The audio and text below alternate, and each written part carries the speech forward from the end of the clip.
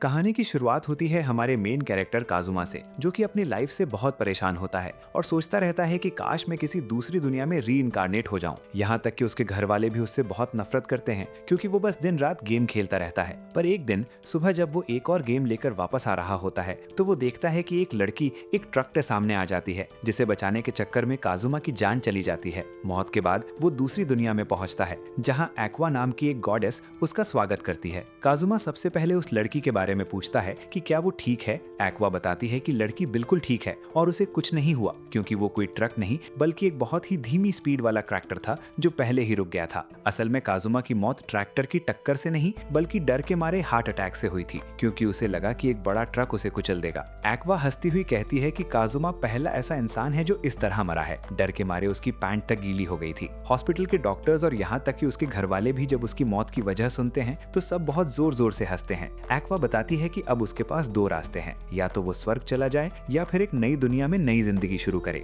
Aqua कहती है कि स्वर्ग में कुछ नहीं रखा है, वहाँ कोई शरीर नहीं मिलेगा और बस पूरे दिन बैठकर धूप सेकनी पड़ेगी। लेकिन अगर वो नई दुनिया को चुनता है तो उसे एक ऐसी जगह भेजा जाएगा जहाँ लोग एक डेविल किंग और उसकी सेना से बहुत डर कर रहते हैं। इसी डर की वजह से बहुत कम लोग वहाँ जाना पसंद करते हैं। पर इस नई दुनिया में काजुमा को उसकी पुरानी यादों के साथ भेजा जाएगा और वो अपने साथ कोई भी एक ताकतवर हथियार या कोई टैलेंट चुनकर ले जा सकता है। वहाँ की भाषा बोलने में भी उसे कोई परेशानी नहीं होगी। अब काजुमा अपने लिए सबसे अच्छी पावर या टैलेंट चुन रहा होता है, पर एक्वा लगातार उसका मजाक उड़ा रही होती है। इस बात से परेशान होकर काजुमा आखिरी में एक्वा को ही चुन लेता है। क्योंकि ये नियम के मुताबिक सही था तो तुरंत एक और देवी वहाँ आती है और इस बात को पक्का कर देती है। एक्वा रोती चिल्लाती रहती है कि वो तो खुद एक देवी है, उसे कैसे कोई ले जा सकता है और उसे लड़ना भी नहीं आता। पर नियम के मुताबिक एक्वा को जबरदस्ती काजुमा के साथ ही भेजा जाता है और काजुमा इस बात से बहुत ज्यादा खुश होता है। अब एक्वा को समझ में आता है कि असली दुख क्या होता है और उसे कैसा लग रहा था। वहीं जो दूसरी देवी आई थी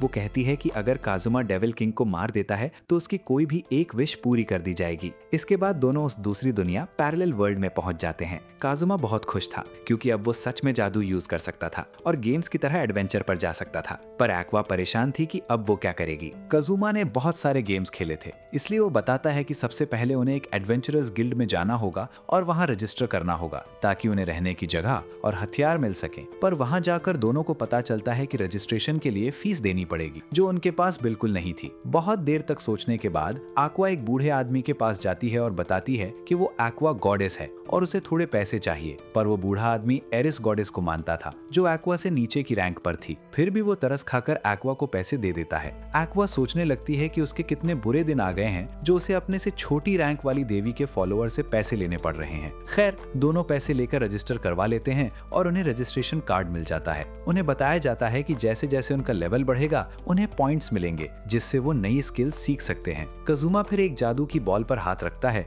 ताकि उसकी ताकत और कमजोरियों का पता चल सके। पता चलता है कि काजुमा की बाकी चीजें तो एकदम एवरेज हैं, पर उसका इंटेलिजेंस और लक बहुत ज्यादा हाई है। इसलिए वहाँ की लेडी उसे एक व्यापारी मर्चेंट बनने की सलाह देती है क्योंकि वो अपनी जॉब कभी भी बदल सकता था। पर काजुमा फिर भी एडवेंचरर बनना ही चुनता है। अब बारी आती है एक्वा की। एक्वा का लक और इंटेलिजेंस सबसे कम था, पर उसके बाकी सारे स्टैट्स बहुत ज्यादा हाई थे। वो जो चाहे वो बन सकती थी। इसलिए एक्वा एक आर्क प्रीस्ट बनने का फैसला करती है, जिसका काम लोगों को ठीक करना और सपोर्ट देना होता है। पर एक्वा के पास इतनी ताकत थी कि वो लड़ाई में सबसे आगे खड़ी हो सकती थी, इसलिए गिल्ड में उसका बहुत शानदार वेलकम किया जाता है। काजुमा ये देखकर सोचता है कि क्या कभी उसके लिए भी ऐसा वेलकम होगा। दूसरी तरफ एक्वा नए एडवेंचर के लिए बहुत ज्यादा खुश थी। अगले दिन से काजुमा और एक्वा गधा मजदूरी करने में लग जाते हैं क्योंकि उनके पास रहने की जगह नहीं थी और उन्हें घोड़ों के अस्तबल यानी तबेले में सोना पड़ता था। उनकी जिंदगी ऐसे ही मेहनत करते हुए निकलने लगती है। थोड़े पैसे आने की वजह से उनकी हालत पहले से थोड़ी बेहतर हो जाती है। पर रोज वही गधा मजदूरी करते हुए एक रात काजुमा को एहसास होता है कि क्या वो इस नई दुनिया में सिर्फ यही करने आया था। वो ये बात एक्वा को भी बताती है कि अगर वो डेविल किंग को नहीं मार पाए तो एक्वा कभी अपने घर वापस नहीं जा पाएगी। पर प्रॉब्लम ये थी कि लेवल बढ़ाने के लिए यहाँ कोई मॉन्स्टर यानी राक्षस था ही नहीं। सब लोग बहुत सुकून और शांति से रह रहे थे।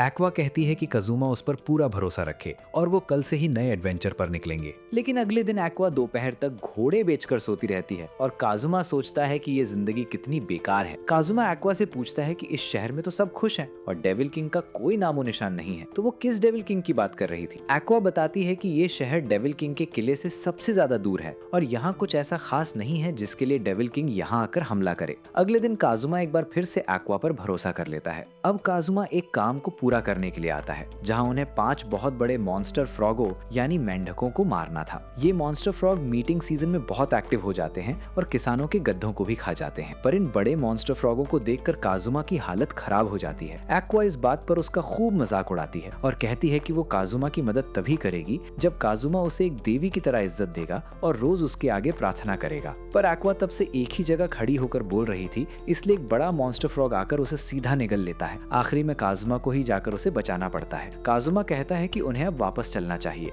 क्योंकि ये मॉन्स्टर फ्रॉग उनके हिसाब से बहुत बड़े हैं और वो दोनों इनका कुछ नहीं बिगाड़ पाएंगे। पर एक्वा कहती है कि वो एक देवी है, अगर वो डर गई तो उसके भक्त क्या सोचेंगे। इसलिए वो एक और मॉन्स्टर फ्रॉग पर हमला करने के लिए आगे बढ़ जाती है। वो अपना सबसे बेस्ट अटैक करती है पर उस मॉन्स्टर फ्रॉग को कुछ असर नहीं होता और वो एक्वा को दोबारा खाने लगता है। काजुमा को फिर से जाकर उसे बचाना पड़ता है। रात को एक्वा कहती है कि उन्हें अपनी टीम में यानी पार्टी में कुछ और लोगों को जोड़ना चाहिए। वो कहती है कि वो एक आर्च प्रीस्ट है, इसलिए लोग उनकी टीम में आने के लिए पागल हो रहे हो। पर नोटिस लगाने के बाद वो दोनों बस इंतजार ही करते रह जाते हैं, कोई भी उनके पास नहीं आता। वजह ये थी कि उन्होंने सिर्फ बड़े लेवल यानी एडवांस क्लास के लोगों को ही बुलाया था। काजुमा कहता है कि उन्हें नियम थोड़े आसान करने चाहिए ताकि कोई तो आए। तभी वहाँ पर मेगुमिन नाम की एक लड़की आती है जो एक आर्च विजर्ड और क्रिम्सन डीमन है। वो बहुत ही ताकतवर धमाका करने वाला जादू यानी एक्सप्लोजन मैजिक चला सकती है। वो आकर कहती है कि वो उनकी टीम में आना चाहती है, पर इतने में ही वो कमजोरी से गिर जाती है क्योंकि उसने 3 दिन से कुछ नहीं खाया था। वो बताती है कि उसने अपनी आंख पर पट्टी अपनी ताकत को दबा कर रखने के लिए बांधी है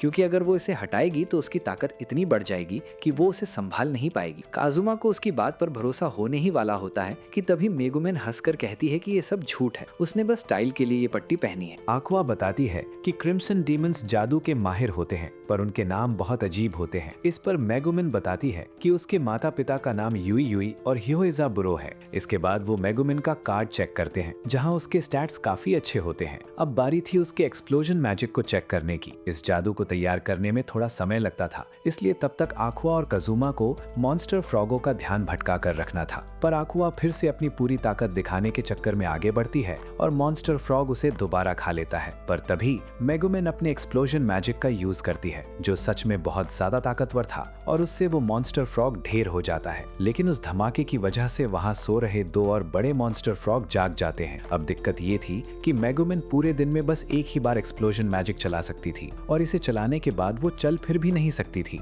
नतीजा ये होता है कि वो मॉन्स्टर फ्रॉग आकर एक्वा और मेगुमिन दोनों को निगल लेते हैं और आखिरी में काजुमा को ही धाकर उन दोनों की जान बचानी पड़ती है। वापस आते समय मेगुमिन बताती है कि उसे सिर्फ एक्सप्लोजन मैजिक ही आता है और वो कोई दूसरा जादू नहीं सीखना चाहती। एक्वा उसे समझाती है कि अगर ऐसी बात है तो वो कोई दूसरा जादू क्यों नहीं सीख लेती, पर मेगुमिन साफ मना कर देती है क्योंकि उसे सिर्फ इसी जादू से प्यार है, चाहे वो इसे दिन में एक ही बार यूज कर पाए और उसके बाद बेहोश हो जाए। काजुमा को समझ आ जाता है कि ये लड़की भी किसी काम की नहीं है, इसलिए वो उससे पीछा छुड़ाने की कोशिश करता है। पर मेगुमिन उन्हें छोड़ने के मूड में बिल्कुल नहीं थी और उनके साथ रहने के लिए कुछ भी करने को तैयार थी। इन दोनों लड़कियों को मॉन्स्टर फ्रॉग के चिपचिपे लिक्विड यानी स्लाइम में लिपट कर रोते हुए और काजुमा को उनसे पीछा छुड़ाते हुए देखकर रास्ते के लोगों को लगता है कि काजुमा ने उनके साथ कोई गलत हरकत की है और अब उन्हें छोड़ रहा है। मेगुमिन लोगों की इस गलत फहमी का फायदा उठाने लगती है और उनके सामने ऊंची आवाज में कहती है कि वो काजुमा की हर बात मानेगी, वो जो चाहे उसके साथ कर सकता है। लोग उसे गलत ना समझें इसलिए उसे चुप कराने के लिए काजुमा को मजबूरी में उसे अपनी टीम ने रखना ही पड़ता है।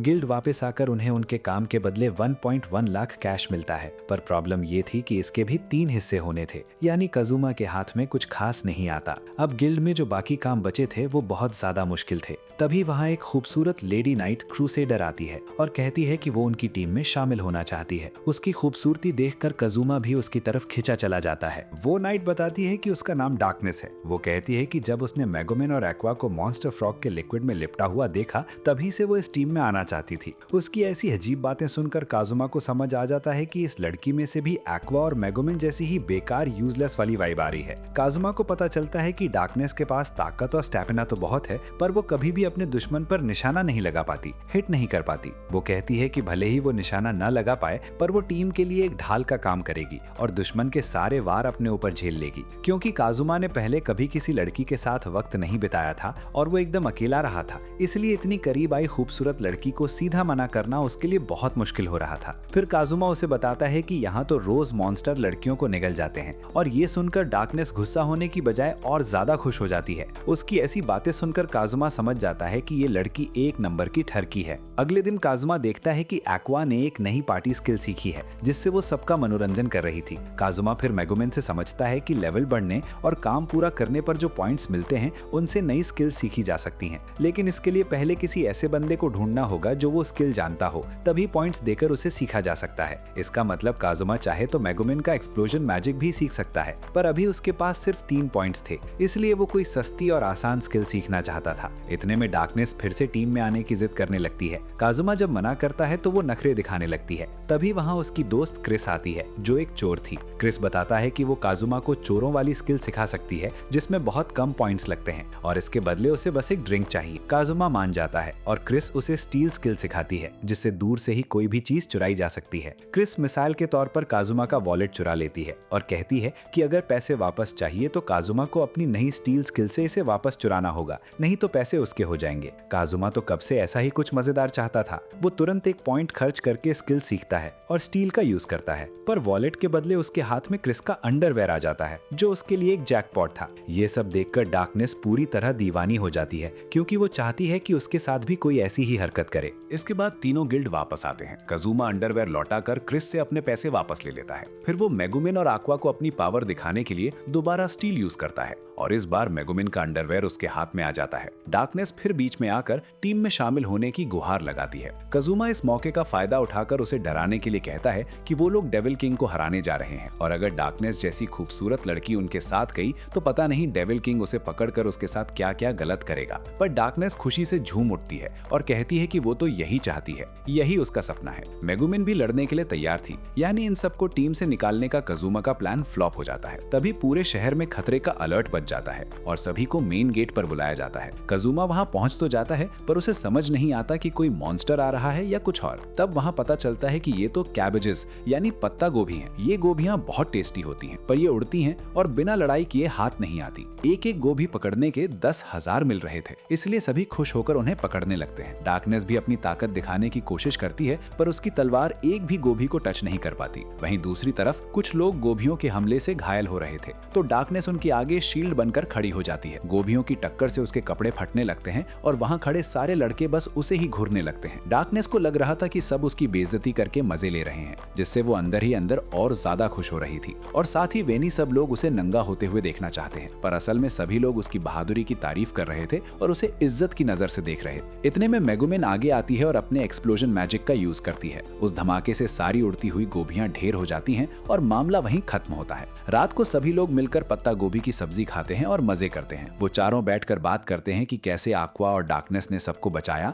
मेगुमिन की पावर कितनी कमाल की थी और काजुमा ने भी चालाकी से बहुत सारी गोभियां चुराकर बड़ा काम किया। पर काजुमा सोच रहा था कि वो यहाँ क्या कर रहा है। वो तो डेविल किंग से लड़ने और एक हीरो बनने आया था, पर यहाँ वो गोभियां चुरा रहा है। वो सोचता है कि ये कैसी अजीब जिंदगी है। खैर, एक्वा और मेगुमिन के कहने पर काजुमा आखिर में डार्कनेस को भी अपनी टीम में रख लेता है। अगर ऊपर ऊपर से देखा जाए तो उनकी टीम बहुत मजबूत थी, जिसमें एक आर्च विजर्ड, एक आर्च प्रीस्ट और एक क्रूसेडर थी। पर सच तो ये था कि ये तीनों एक नंबर की बेकार थी। अगले दिन काजुमा एक पानी निकालने वाली स्किल सीखता है, पर उससे पानी का फोर्स बहुत ही कम निकलता है। इतने में डार्कनेस अपना नया कवच लेकर आती है। वहीं एक्वा बहुत गुस्सा थी क्योंकि उसे पैसे बहुत कम मिले थे। उसने गलती से पत्ता गोभी की जगह लेटिस यानी सलाद के पत्ते पकड़ लिए थे, जिनकी कीमत बहुत कम थी। दूसरी तरफ काजुमा को गोभियां पकड़ने के बदले पूरे 10 लाख रुपए मिले थे। ये देखकर एक्वा तुरंत काजुमा की मक्खन लगाने लगती है क्योंकि एक्वा ने अपने सारे पैसे उड़ा दिए थे और अब वो कर्जे में थी। एक्वा इतना ज्यादा पीछे पड़ जाती है कि काजुमा को मजबूरी में उसे पैसे देने ही पड़ते हैं। इसके बाद काजुमा नए कपड़े और नई तलवार लेकर नए एडवेंचर के लिए एकदम रेडी हो जाता है। जब वो नया काम ढूंढने गिल्ड पहुंचे तो उन्हें पता चलता है कि वहां सिर्फ बहुत मुश्किल और खतरनाक मिशंस ही बचे हैं। ऐसा इसलिए था क्योंकि डेविल किंग का एक सेनापति पास के ही एक किले में रहने आया था, जिसके डर से बाकी सारे छोटे मॉन्स्टर्स कहीं छुप गए थे। अब अगले दिन से काजुमा रोज मेगुमिन के साथ बाहर जाने लगता है ताकि मेगुमिन खुले में अपने एक्सप्लोजन मैजिक की प्रैक्टिस कर सके। और जादू चलाने के बाद काजुमा उसे अपनी पीठ पर उठाकर वापस लाता था क्योंकि उसके पास चलने की ताकत नहीं बचती थी। वो दोनों एक पुराने खाली किले पर रोज जादू चलाते थे, जिसमें मेगुमिन को बड़ा मजा आता था। अब ये उनका रोज का नियम बन गया था। वहीं दूसरी तरफ एक्वा को एक दुकान पर पार्ट टाइम नौकरी मिल गई थी और डार्कनेस कुछ दिन की ट्रेनिंग के लिए अपने घर गई हुई थी। ऐसे ही करते हुए महीने बीत जाते हैं। काजुमा को एहसास होता है कि मेगुमिन का जादू सच में बहुत ताकतवर है और वो सोचता है कि जब उसके पास काफी पॉइंट्स पॉइंट्स होंगे तो वो भी ये स्किल सीखेगा। एक दिन काजुमा कहता है कि उन्हें डेविल किंग को हराने का ख्वाब छोड़ देना चाहिए, क्योंकि ना तो उसके पास ऐसी ताकत है और ना ही उसकी टीम के पास। ये सुनकर एक्वा रोने लगती है और कहती है कि अगर ऐसा हुआ तो वो कभी अपने घर वापस नहीं जा पाएगी। काजुमा उसे समझाता है कि उसे कोई ढंग का काम करना चाहिए जिससे पैसे मिले, और अपनी हीलिंग स्किल उसे सिखा देनी चाहिए, क्योंकि उसके अलावा एक्वा किसी काम की नहीं है। ये सुनकर एक्वा और भी ज्यादा जोर जोर से रोने लगती है, पर एक्वा का ये रोना बस एक नाटक था ताकि काजुमा दोबारा से डेविल किंग को हराने के लिए मान जाए। इतने में ही पूरे शहर में इमरजेंसी का अलर्ट बज जाता है और सभी को लड़ाई के लिए मेन गेट पर बुलाया जाता है, क्योंकि वहाँ डेविल किंग का सेनापति बेल्डिया खुद आया हुआ था। बेल्डिया गुस्से में कहता है कि वो अभी कुछ दिन पहले ही पास वाले किले में रहने आया है, पर आखिर वो कौन सा पागल है जो रोज आकर उसके किले पर एक्सप्लोजन मैजिक चला जाता है। ये सुनकर सभी लोग एक दूसरी लड़की की तरफ देखने लगते हैं, पर वो लड़की साफ मना कर देती है कि उसे ये जादू नहीं आता। तभी मेगुमिन खुद आगे आती है और सीना तान कर बताती है कि ये काम उसी का है। बेल्टिया हैरान होकर पूछता है कि क्या वो पागल है और उससे लड़ना चाहती है। मेगुमिन पहले तो बड़े तशन में अपना इंट्रो देती है और झूठ मूठ की कहानी बनाती है कि किले पर रोज अटैक करना उसके प्लान का हिस्सा था,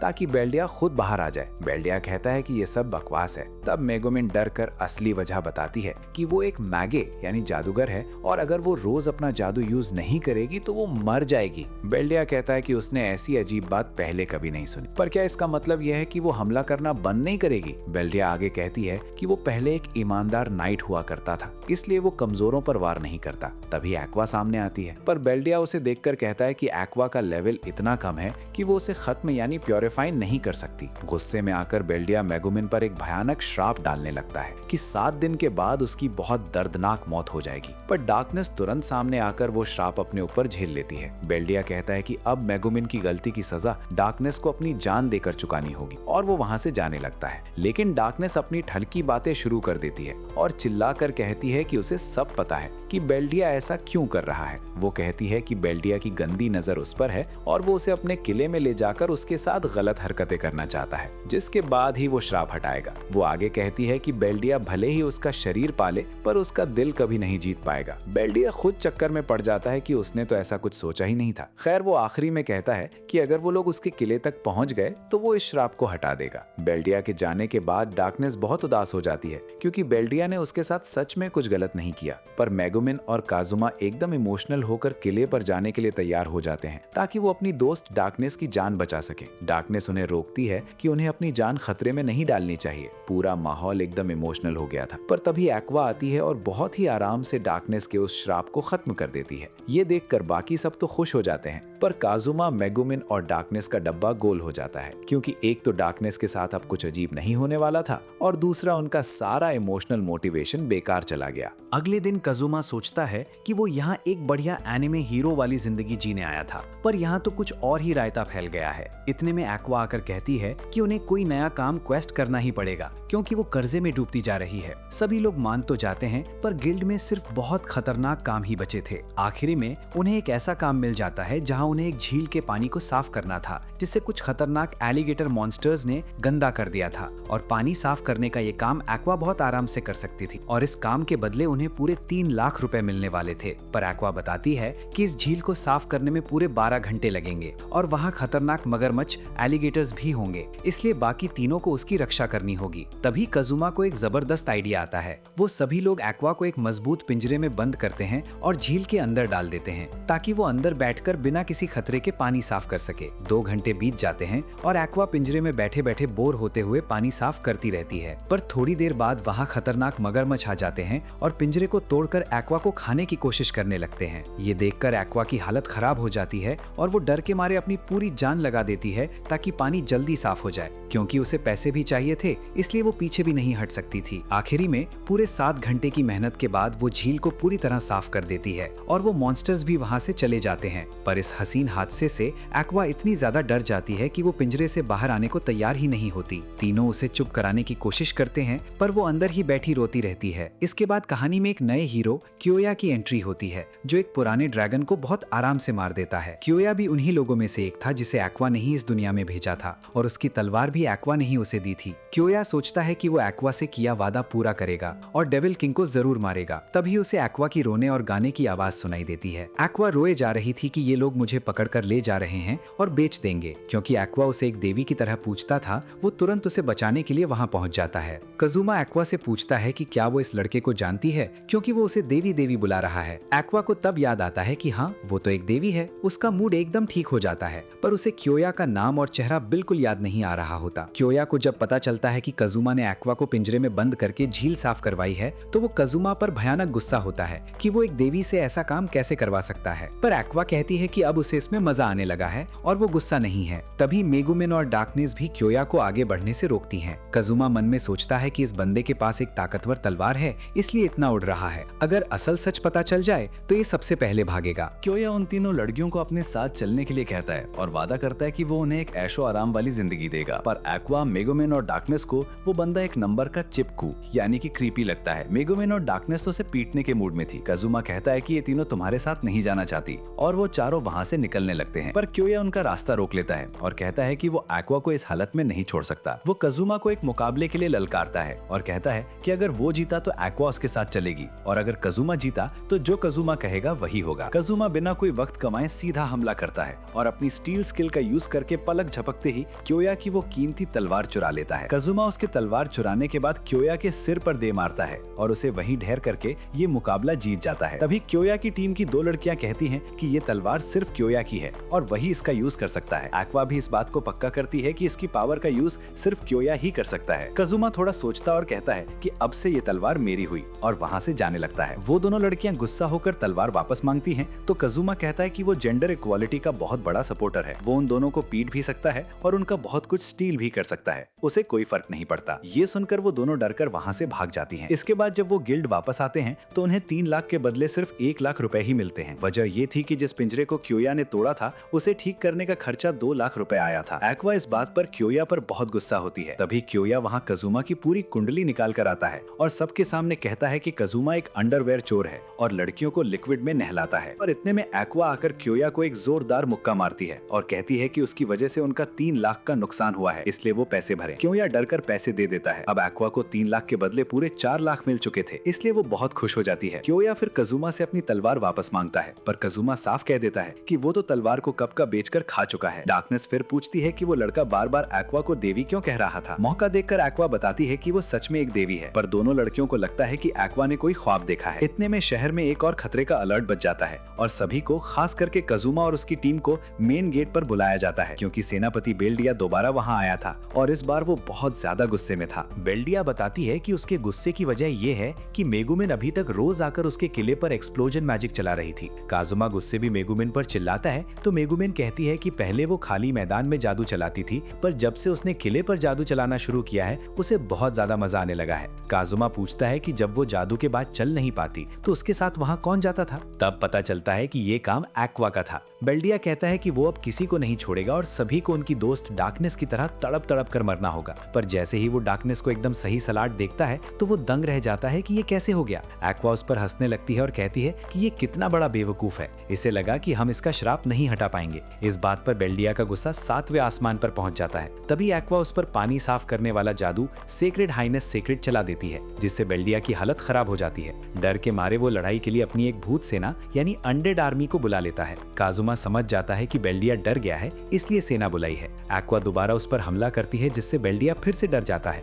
पर इस बार वो गुस्से में अपनी सेना को पूरे शहर को खत्म करने का ऑर्डर दे देता है। बेल्डिया की सेना के सारे भूत यानी अनडेड आर्मी बस एक्वा के पीछे पड़ जाते हैं और एक्वा डर के मारे उन्हें अपने पीछे दौड़ाते हुए सीधा काजुमा की तरफ ही भागती हुई आती है। क्योंकि सारी सेना एक साथ भाग रही थी इसलिए मेगुमिन उन पर निशाना नहीं लगा पा रही थी। तब काजुमा दिमाग लगाता है और एक्वा को लेकर सीधा मेगुमिन के सामने आ जाता है जहां बेल्डिया भी खड़ा था। काजुमा मेगुमिन को वहीं से हमला करने के लिए कहता है जहां से निशाना लगाना बहुत आसान था। मेगुमिन ठीक वैसा ही करती है और एक भयानक धमाका करती है जिससे पूरी भूत सेना एक झटके में खत्म हो जाती है। पर बेल्डिया अभी भी बच जाता है और वो खुद लड़ने के लिए आगे बढ़ता है। उसे रोकने के लिए डार्कनेस सामने आ जाती है। काजुमा सोच रहा था कि मेगुमिन अब दूसरा हमला नहीं कर सकती और एक्वा के जादू का भी कोई खास असर नहीं हो रहा, तो अब वो ये लड़ाई कैसे जीतेंगे। इतने में शहर के कुछ और एडवेंचरर्स लड़ने आते हैं, पर बेल्डिया अपने सिर को धड़ से अलग करके हवा में फेंक देता है और ऊपर से सब कुछ देखते हुए उन 5 को बहुत आराम से ढेर कर देता है। ये देखकर एक लड़की चिल्लाती है कि क्योया ही उन्हें बचा सकता है, पर उन बेचारों को क्या पता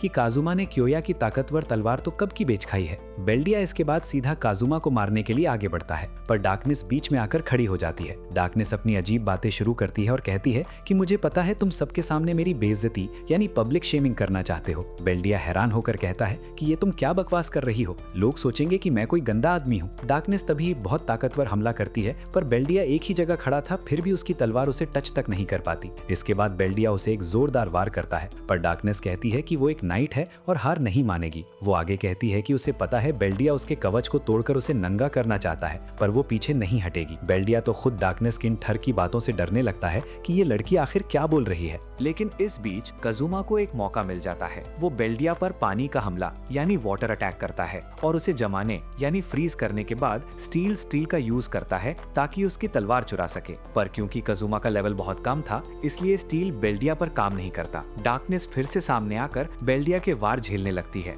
और बेल्डिया उसे बहुत पीटता है, जिसमें डार्कनेस को बहुत मजा आ रहा था। तभी कजुमा को याद आता है कि जैसे ही उसने पानी से हमला किया था, बेल्डिया पीछे हट गया था। कजुमा दोबारा पानी का यूज करता है और बेल्डिया फिर पीछे हट जाता है। कजुमा समझ जाता है कि पानी ही बेल्डिया की सबसे बड़ी कमजोरी यानी वीकनेस है। वो शहर के सारे एडवेंचरर्स को चिल्लाकर कहती है कि जो भी पानी का जादू जानते हैं वो सब बेल्डिया पर पानी फेंकें। सभी लोग ऐसा ही करने लगते हैं। अब बारी थी एक्वा की, जो फ्लड लाने वाला भयानक पानी का जादू चला सकती थी। कजुमा के बहुत रिक्वेस्ट करने के बाद एक्वा ये जादू करने के लिए तैयार होती है। एक्वा को तैयार होता देख बेल्डिया डर के मारे वहाँ से भागना चाहता है, पर डार्कनेस उसे जकड़ लेती है और भागने नहीं देती। नतीजा ये होता है कि एक्वा एक बहुत बड़ा पानी का हमला कर देती है। पानी इतना ज्यादा था कि शहर की सुरक्षा वाली दीवार यानी प्रोटेक्टिव वॉल भी टूट जाती है। इस भयानक हमले से बेल्डिया बहुत ज्यादा कमजोरी तो हो जाता है, पर वो अभी तक पूरी तरह हारा नहीं था। बेल्डिया भले ही बच गया था, पर इस बार कजुमा सही मौका देखकर अपनी स्टील स्किल चलाता है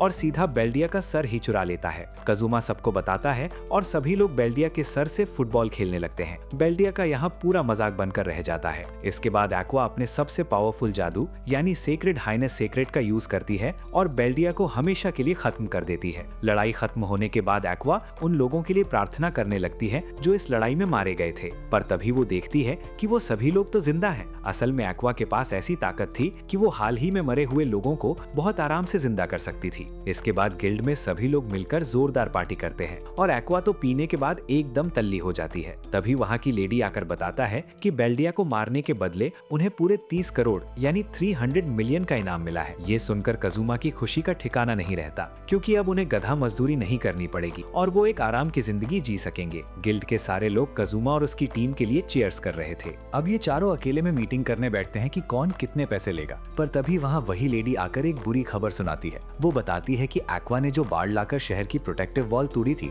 उसे ठीक करने का खर्चा पूरे 34 करोड़ आया है। इसका मतलब इनाम के पैसे कटने के बाद भी ये चारों अब 4 करोड़ के कर्जे में डूब चुके हैं और ये सब हुआ था एक्वा के उस आफत वाले पानी के हमले की वजह से। यानी अब उन्हें कर्जा चुकाने के लिए फिर से मजदूरी करनी पड़ेगी और डेविल किंग को मारने के बारे में सोचना ही पड़ेगा। अगली सीन में ठंड यानी विंटर का मौसम शुरू हो जाता है। काजुमा बहुत गुस्से में था कि एक्वा की वजह से वो अभी तक कर्जे में है और इस कड़क तो ठंड में उनकी हालत खराब हो रही है। पर एक्वा उल्टा झगड़ा करती है कि उसी की वजह से बेल्डिया हारा था। दोनों के बीच बहस चल ही रही होती है कि तभी मेगुमिन और डार्कनेस भी वहां आ जाती हैं। वो देखते हैं कि बाकी सारे एडवेंचरर्स बेल्डिया को मारने का इनाम लेकर मजे कर रहे हैं, पर उन्हें पैसे कमाने के लिए नया काम ढूंढना पड़ेगा। वो लोग जब बोर्ड पर काम चेक करते हैं तो वहाँ सिर्फ मुश्किल मिशन ही बचे थे, पर उन्हें एक आसान काम मिल जाता है जिसमें उन्हें स्नो स्प्राइट्स यानी बर्फ के छोटे जीवी को मारना था। एक को मारने के 1 लाख रुपए मिलने वाले थे और उन्हें मारना बहुत आसान था, इसलिए वो इसी काम को चुन लेते हैं। पर काजुमा ध्यान देता है कि डार्कनेस इस आसान काम को देखकर भी बहुत खुश हो रही थी,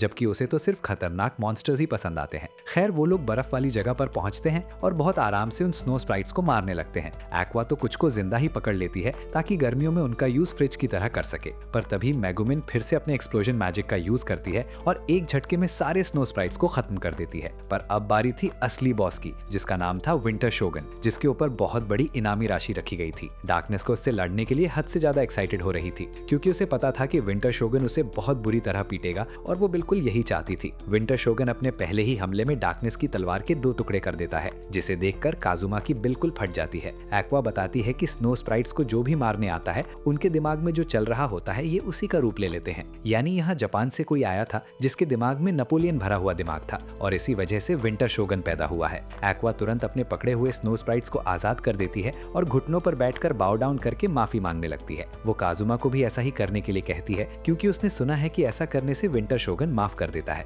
पर डार्कनेस झुकने को तैयार नहीं थी, क्योंकि वो एक नाइट थी। इसलिए काजुमा जबरदस्ती उसे पकड़कर झुकाता है, क्योंकि अगर वो ऐसा नहीं करती तो उसकी मौत पक्की थी। पर अभी तक काजुमा खुद नहीं झुका था और जब तक वो अपनी तलवार फेंककर झुकने जाता तब तक विंटर शोगन आकर उसे मार देता है। मौत के बाद कजुमा एक बार फिर आफ्टर लाइफ में पहुंच जाता है। इस बार वहां एरिस नाम की देवी उसका स्वागत करती है और उसे कजुमा की मौत पर बहुत बुरा लग रहा होता है। वो कजुमा को कहती है कि वो इस बार उसे जापान में एक बहुत अच्छी फैमिली और आरामदायक जिंदगी देगी और कजुमा जो चाहे बदलाव भी कर सकता है। कजुमा ये सुनकर बहुत खुश हो जाता है क्योंकि इतना सब झेलने के बाद आखिरकार उसे उस फक्तू दुनिया से छुटकारा मिल रहा था। पर साथ ही साथ वो रोने भी लगता है क्योंकि वो आक्वा और बाकी लड़कियों के साथ थोड़ा और वक्त बिताना चाहता था। अब जैसे ही एरिस उसे नए जन्म के लिए भेजने वाली होती है तभी वहां आक्वा की आवाज गूंजने लगती है जो कजुमा को उठने के लिए कह रही थी क्योंकि वो उसे इतनी आसान से मरने नहीं देगी। आक्वा ने उसके शरीर को दोबारा जिंदा करना शुरू कर दिया था। एरिस कहती है कि नियम के मुताबिक ऐसा नहीं हो सकता, जो एक बार मर गया उसे दोबारा उस जिंदगी में वापस नहीं भेजा जा सकता।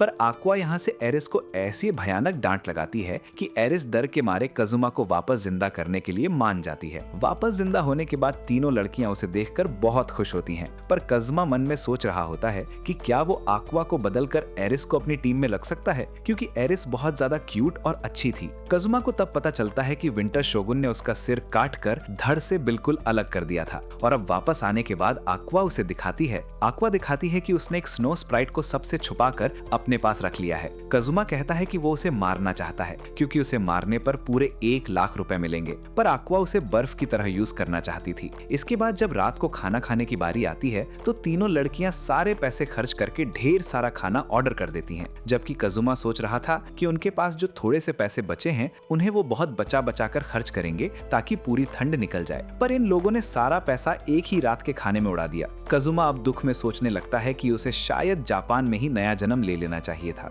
ठंड से बचने के लिए एक दिन आक्वा कजुमा का ट्रैक सूट ही जलाने लगती है, जिसे कजुमा किसी तरह छीन कर बचाता है और कहता है कि तुम अपने कपड़े क्यों नहीं जला देती। उनकी इस झगड़े में जो थोड़ी बहुत आग जल रही थी वो भी बुझ जाती है। इसके बाद कजुमा आक्वा को लेकर एक दुकान पर जाता है। उस दुकान की मालकिन का नाम विज था। विज को देखते ही आक्वा बहुत गुस्सा हो जाती है क्योंकि विज एक मरे हुए लोगो जैसी जीवी थी जिसे लिच कहा जाता है। पर विज सच में एक बहुत अच्छी लड़की थी जो हर रात भटकती हुई आत्माओं को आजाद करती थी। एक दिन जब विज ये काम नहीं कर पा रही थी तो उसकी जगह काजुमा और एक्वा ने ही उन आत्माओं को मुक्ति दिलाई थी और दोनों पहली बार विज से ऐसे ही मिले थे। अब काजुमा उसके पास एक नई स्किल सीखने आया था, पर एक्वा इसके बिल्कुल खिलाफ थी। जब विज को पता चलता है कि एक्सेस ऑर्डर की देवी है तो वो उससे दूर हटने लगती है क्योंकि उसने सुना था कि एक्सेस ऑर्डर के लोगों से ऐसे दूर रहो जैसे वो कोई बीमारी हो, और एक्वा तो उनकी देवी थी। इसलिए ये बात सुनकर एक्वा का गुस्सा और बढ़ जाता है। विज आगे बताती है कि बेल्डिया को मारना बहुत बड़ी बात थी क्योंकि वो एक बेहतरीन तलवारबाज था। काजुमा पूछता है कि क्या तुम उसे जानती थी, तो विज हाँ कहती है क्योंकि वो खुद भी डेविल किंग के 8 सेनापतियों यानी वैसल्स में से एक है। ये सुनते ही एक्वा सीधा विज के ऊपर कूद पड़ती है उसे मारने के लिए क्योंकि उसे लगता है कि इससे उन्हें बहुत सारे पैसे मिलेंगे, बिल्कुल बेल्डिया को मारने की तरह। वो अलग बात है कि बेल्डिया को मारने के बाद भी वो लोग कर्जे में डूबे हैं, पर एक्वा को लगता है कि विज को मारकर उनका कर्जा उतर जाएगा। विज डर कर बताती है कि उसने डेविल किंग के किले के ऊपर बस एक सुरक्षा दीवार बनाई है, इसके अलावा उसने कभी किसी को कोई नुकसान नहीं पहुंचाया, इसी वजह से उसके ऊपर कोई इनाम भी नहीं रखा गया है। पर एक्वा फिर भी उसे खत्म करना चाहती है। काजुमा को तब पता चलता है कि डेविल किंग के किले का रास्ता तभी खुलेगा जब उसके सारे सेनापतियों को हरा दिया जाएगा क्योंकि डेविल किंग ने ऐसा ही नियम बनाया था। एक्वा कहती है कि उन्हें विज को अभी मार देना चाहिए, पर विज रोने लगती है कि वो इतनी जल्दी मरना नहीं चाहती। काजुमा एक्वा को रोकता है क्योंकि अगर वो अभी डेविल किंग के पास पहुंच भी गए तो अपने कम लेवल की वजह से कुछ नहीं कर पाएंगे। काजुमा विज से पूछता है कि उन लोगों ने उसके साथी बेल्डिया को मारा है तो क्या उसे उन पर गुस्सा नहीं आ रहा। विज बताती है कि वो बेल्डिया के ज्यादा करीब नहीं थी, उल्टा बेल्डिया तो एक नंबर का ठरकी था जो अपने कटे हुए सिर को जमीन पर फेंक कर उसके स्कर्ट के नीचे देखने की कोशिश करता रहता था। विज आगे बताती है कि उसके पास एक स्पेशल स्किल है जिससे वो अपने दुश्मन की जादू की ताकत यानी उनका माना सूख यानी सकआउट कर सकती है। काजुमा को लगता है कि ये स्किल उनके बहुत काम आ सकती है क्योंकि उनकी अपनी हमला करने की ताकत बहुत ही कम है। इसके बाद विज उन्हें दिखाती है कि उसकी इस ताकत यानी ड्रेन टच का यूज कैसे किया जाता है और वो इसका डेमो एक्वा के ऊपर करके दिखाती है। काजुमा तुरंत स्किल को सीख लेता है, पर दूसरी तरफ एक्वा मौका देखकर चुपचाप विज को ही खत्म करने में लगी हुई थी, जिसे काजुमा दोबारा चिल्लाकर रोकता है। पर तब तक विज बेचारी बहुत ज्यादा धुंधली यानी ट्रांसपेरेंट हो चुकी थी। तभी वहाँ एक नया बंदा आता है और अगले ही पल वो चारों एक बहुत बड़े महल यानी मैंशन के सामने खड़े होते हैं। असल में उन्हें इस महल से भूत भगाने का काम मिला था। उन्हें वहाँ की भटकती आत्माओं को ऐसे खत्म करना था कि वो दोबारा कभी वापस ना आए, क्योंकि इससे पहले भी लोगों ने उन्हें भगाया था पर वो बार बार वापस आ जाती थी। अगर ये चारों इस मैंशन को भूत मुक्त कर देते हैं तो उन्हें इस आलीशान महल में हमेशा के लिए रहने की जगह मिल जाएगी। एक्वा घमंड में कहती है कि इस बार भूत वापस नहीं आएंगे, क्योंकि वो खुद एक आर्क प्रीस्ट और देवी है और वो सब कुछ चुटकियों में भगा देगी। इसलिए बाकी तीनों महल की साफ सफाई का काम शुरू कर देते हैं और सब कुछ एक्वा पर छोड़कर आराम करने चले जाते हैं। इस नए महल में खुद का अलग कमरा मिलने पर कासुमा बहुत ज्यादा खुश था, पर तभी उसे एक्वा के चिल्लाने की आवाज आती है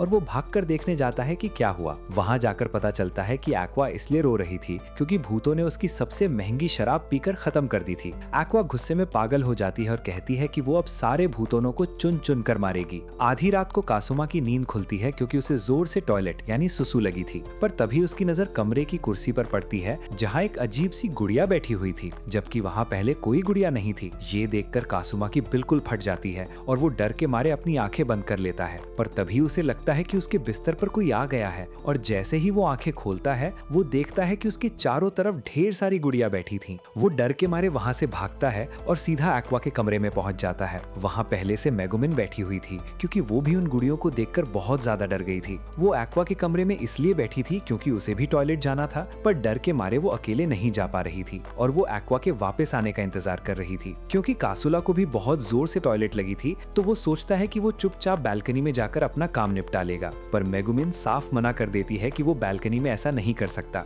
अब दोनों के बीच इसी बात को लेकर बहस शुरू हो जाती है कि बालकनी में सुसु करना है या नहीं करना है। तभी उन्हें दिखता है कि बालकनी से ढेर सारी गुड़िया उनकी तरफ बढ़ रही हैं। दोनों डर के मारे वहां से भागते हैं। क्योंकि दोनों को ही जोर से टॉयलेट लगी थी तो मेगुमिन पहले अंदर चली जाती है और कासुमा बाहर खड़ा होकर उसे जल्दी करने को कहता है। इतने में कासुमा देखता है कि गुड़िया उनके पास पहुंचने वाली हैं, तो वो मेगुमिन को तुरंत बाहर आने को कहता है। जब मेगुमिन बाहर नहीं आती तो काजुमा खुद दरवाजा खोलता है और उसे पकड़कर वहां से भाग निकलता है, पर टॉयलेट न जाने की वजह से काजुमा की हालत खराब हो रही थी तो मेगुमिन उसकी मदद करने के लिए एक पॉट यानी बर्तन लेकर आती है और कहती है कि वो इसमें अपना काम कर ले। काजुमा भी मजबूरी में इसका यूज करने के बारे में सोचने लगता है क्योंकि उसके पास कोई और रास्ता नहीं था। मेगुमिन डर के मारे इतनी पागल हो जाती है कि वो महल के अंदर ही अपना एक्सप्लोजन मैजिक शुरू करने के लिए मंत्र पढ़ने लगती है। काजुमा उसे तुरंत रोकता है क्योंकि अगर जादू चल गया तो पूरा महल ही तबाह हो जाएगा। तभी कोई उनका दरवाजा खोलने की कोशिश करता है तो काजुमा बिना देखे ही उसे जोरदार पीट देता है, पर असल में वो एक्वा थी जो उन्हें ये बताने आई थी कि उसने सारे भूतों को भगा दिया है। अगले दिन वो दोनों गिल्ड जाकर इस बारे में बताते हैं। वहाँ उन्हें पता चलता है कि उस मैंशन के पास एक कब्रिस्तान है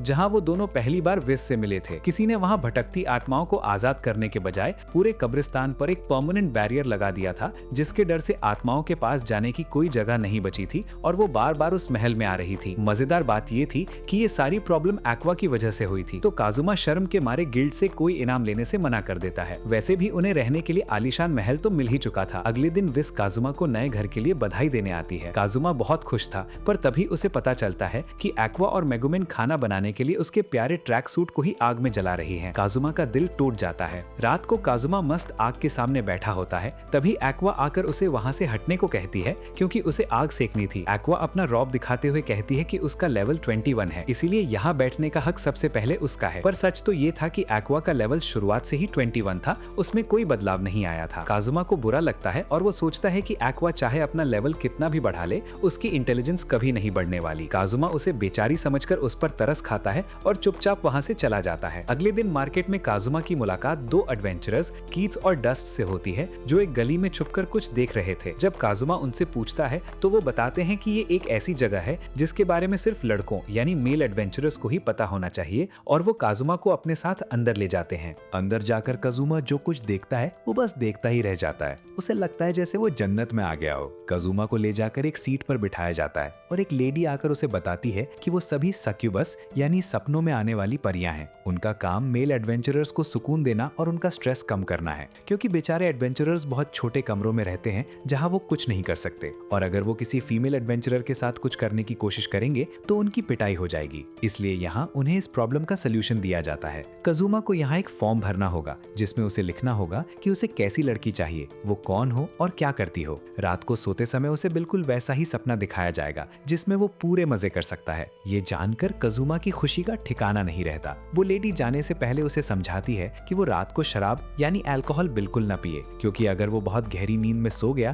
तो उसे सपना नहीं आएगा। वापस आने पर कजुमा देखता है कि आज घर पर एक शानदार रॉयल डिनर का इंतजाम था जो डार्कनेस की फैमिली ने भेजा था। खाना इतना टेस्टी था कि कजुमा खुद को रोक नहीं पा रहा था। तभी एक्वा दिखाती है कि इस खाने का मजा शराब के साथ और बढ़ जाता है और वो सभी पीने लगते हैं। कजुमा भी गलती से पीने ही वाला होता है कि उसे उस लेडी की बात याद आ जाती है। वो अपने मन को समझाता है कि वो बिल्कुल नहीं पिएगा। जब सब उसे पीने को कहते हैं तो वो झूठ बोल देता है कि वो बाहर से पी कर आया है, इसलिए अब और नहीं पिएगा। कजुमा को उन्हें मना करने में बुरा तो लग रहा था, पर वो सोचता है कि उसके लिए ये शानदार शराब ज्यादा जरूरी है या वो सपना। उसका दिमाग जवाब देता है कि सपना ज्यादा जरूरी है और वो सबको बाय बोलकर सोने चला जाता है। कमरे में जाने के बाद बहुत कोशिश करने पर भी कजुमा को नींद नहीं आती, क्योंकि वो रात के सपने को लेकर बहुत ज्यादा एक्साइटेड था। इसलिए वो खुद को शांत यानी रिलैक्स करने के लिए नहाने चला जाता है। थोड़ी देर बाद जब उसे थोड़ी थोड़ी नींद आने लगती है तभी वो देखता है कि डार्कनेस वहाँ आती है। वो भी वहाँ नहाने के लिए आई थी, पर उसे बिल्कुल अंदाजा नहीं था कि कजुमा पहले से ही अंदर मौजूद है।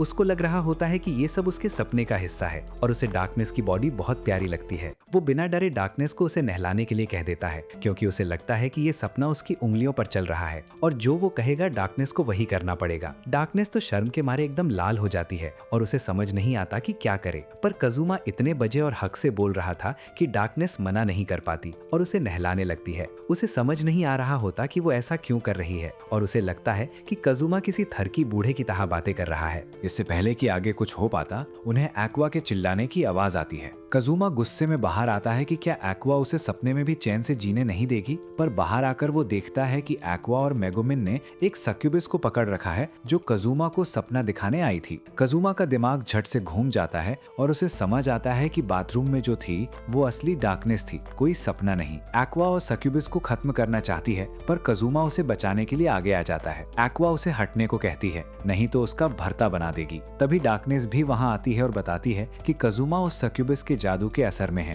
और अजीब हरकतें कर रहा है, इसलिए वो उसे मारना चाहती है। कजुमा उन तीनों से लड़ने के लिए तैयार हो जाता है और सक्यूबिस को वहाँ से भाग जाने को कहता है। सक्यूबिस तो भाग जाती है, पर यहाँ कजुमा का बुरा भरता बन जाता है। अगले दिन कजुमा साफ सफाई कर रहा होता है। डार्कनेस खुश थी कि कल जो भी अजीब हरकतें हुई वो सब जादू के असर में हुई और कजुमा को कुछ याद नहीं है। कजुमा भी चुप रहता है और सच बताकर अपनी मौत को दावत नहीं देना चाहता था। इतने में पूरे शहर में खतरे का अलर्ट बज जाता है कि डिस्ट्रॉयर उनकी तरफ बढ़ रहा है, इसलिए सारे आम लोगों को शहर छोड़ने और एडवेंचरर्स को गिल्ड पहुंचने के लिए कहा जाता है। एक्वा और मेगुमिन तो अपना बोरिया बिस्तर बांधकर भागने के लिए तैयार थीं, पर कजुमा कहता है कि वो लड़ेंगे। हालांकि उसे खुद नहीं पता था कि डिस्ट्रॉयर क्या चीज है। डार्कनेस बताती है कि डिस्ट्रॉयर एक बहुत ही पुराना और खतरनाक वेपन है जिसे कोई नहीं रोक सकता। कजुमा कहता है कि वो फिर भी लड़ेंगे क्योंकि उन्होंने इस महल को पाने के लिए बहुत पापड़ बेले हैं। इसके बाद डिस्ट्रॉयर की एक झलक दिखती है जो धांसू मेटल का बना एक बहुत बड़ा स्पाइडर यानी मकड़ी जैसा रोबोट था। सारे एडवेंचरर्स गिल्ड में इकट्ठा होते हैं, जहां पता चलता है कि डिस्ट्रॉयर 1 घंटे में शहर पहुंच जाएगा। एक लड़की पूछती है कि जिस जादुई साम्राज्य यानी मैजिकल किंगडम ने इसे बनाया था, क्या उन्होंने इसे रोकने का कोई तरीका नहीं बताया? गिल्ड वाले बताते हैं कि डिस्ट्रॉयर ने सबसे पहले उन्हीं लोगों को साफ किया था और यहाँ क्योया भी नहीं था जो शायद कुछ कर पाता। अब कजुमा एक्वा से पूछता है कि क्या वो डिस्ट्रॉयर के उस प्रोटेक्टिव यानी बैरियर को तोड़ सकती है जो उसके ऊपर होने वाले हर हमले को रोक लेता है। एक्वा कहती है कि उसे पक्का तो नहीं पता, पर वो कोशिश करके देख सकती है। वो आगे बताती है कि अगर शील्ड टूट गई तो उन्हें एक बहुत ही ताकतवर हमले की जरूरत होगी जो पूरे शहर में सिर्फ मेगुमिन ही कर सकती है। पर दिक्कत ये थी कि मेगुमिन सिर्फ एक ही बार हमला कर पाती थी। तभी वहाँ सबकी मदद के लिए विज आ जाती है। विज को देखकर सभी लोग बहुत खुश होते हैं, क्योंकि मरने से पहले विज एक महान जादूगर यानी मास्टर आर्च विजर्ड थी जो अब एक लिच बन चुकी है। अब सारे एडवेंचरर्स डिस्ट्रॉयर को रोकने की पूरी तैयारी में लग जाते हैं। डार्कनेस सबसे आगे खड़ी थी तो कजुमा उसके पास जाता है और कहता है कि अपनी अजीब इच्छाओं को छोड़ो और पीछे आओ। पर डार्कनेस इस बार सीरियस होकर कहती है कि वो यहाँ किसी थरकीपन की वजह से नहीं बल्कि अपनी ड्यूटी निभाने के लिए खड़ी है। वो बताती है कि उसका असली नाम डस्टिनस फॉर्ड ला लटीना है और वो एक बहुत बड़े